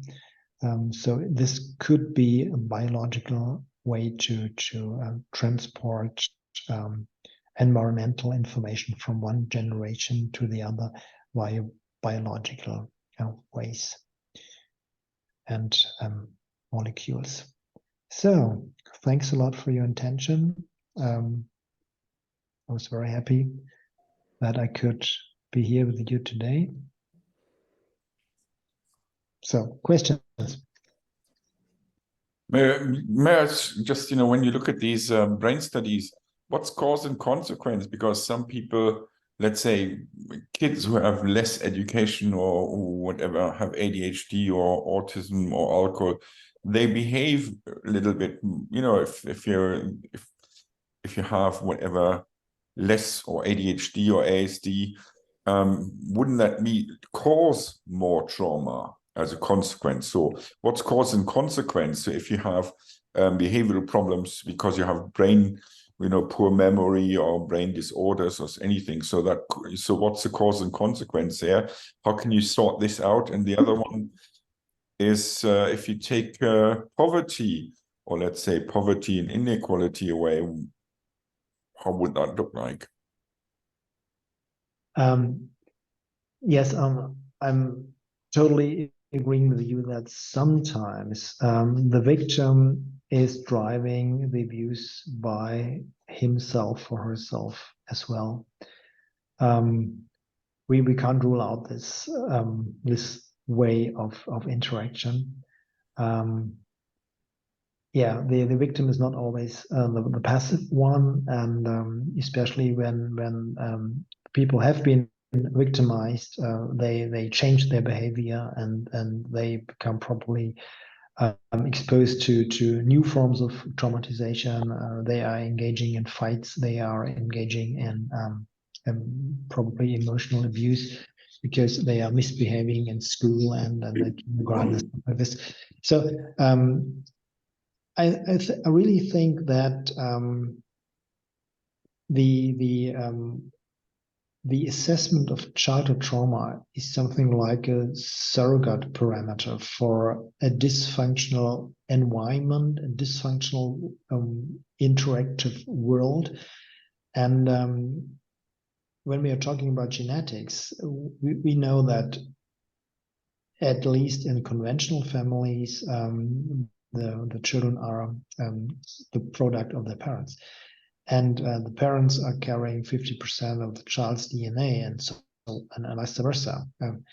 So it's a mixture, definitely of biological factors and behavioral factors, and especially, you know, when we're talking about autism, I think there might be parents that are really very far away from autism, but they are being really traumatized by their autistic child because it's misbehaving in a very strong way. It has obsessive compulsive rituals. It's very sensitive to any kind of environmental change or behavioral change that's going on in the family. So it can be very, very stressful. On the other hand, when we are talking about ADHD, it's something where you can really feel that the whole family is affected. Often we see the parents, they come in our treatment, they get psychotherapy, and then they are reporting from their children, and they are reporting a lot of school problems, and they're reporting behavioral problems. And in the end, when they were children, our nowadays patients and the parents, they were the same. So there also might be a genetic component that is jumping from generation to generation, and we just measure something like the behavioral outburst of all the genetic complications. Yeah. Right. Okay. Are there any other questions at the moment? I'll ask one question, quick question. Yeah, sure. So thanks for the presentation. I just wanted to clarify. As I looked at your last slide with the data, it seems to me that it's the resilience that really differentiates whether you've been sexually abused or not in terms of subsequent depression. If I looked at those percentages, I don't know if there's even a statistical difference.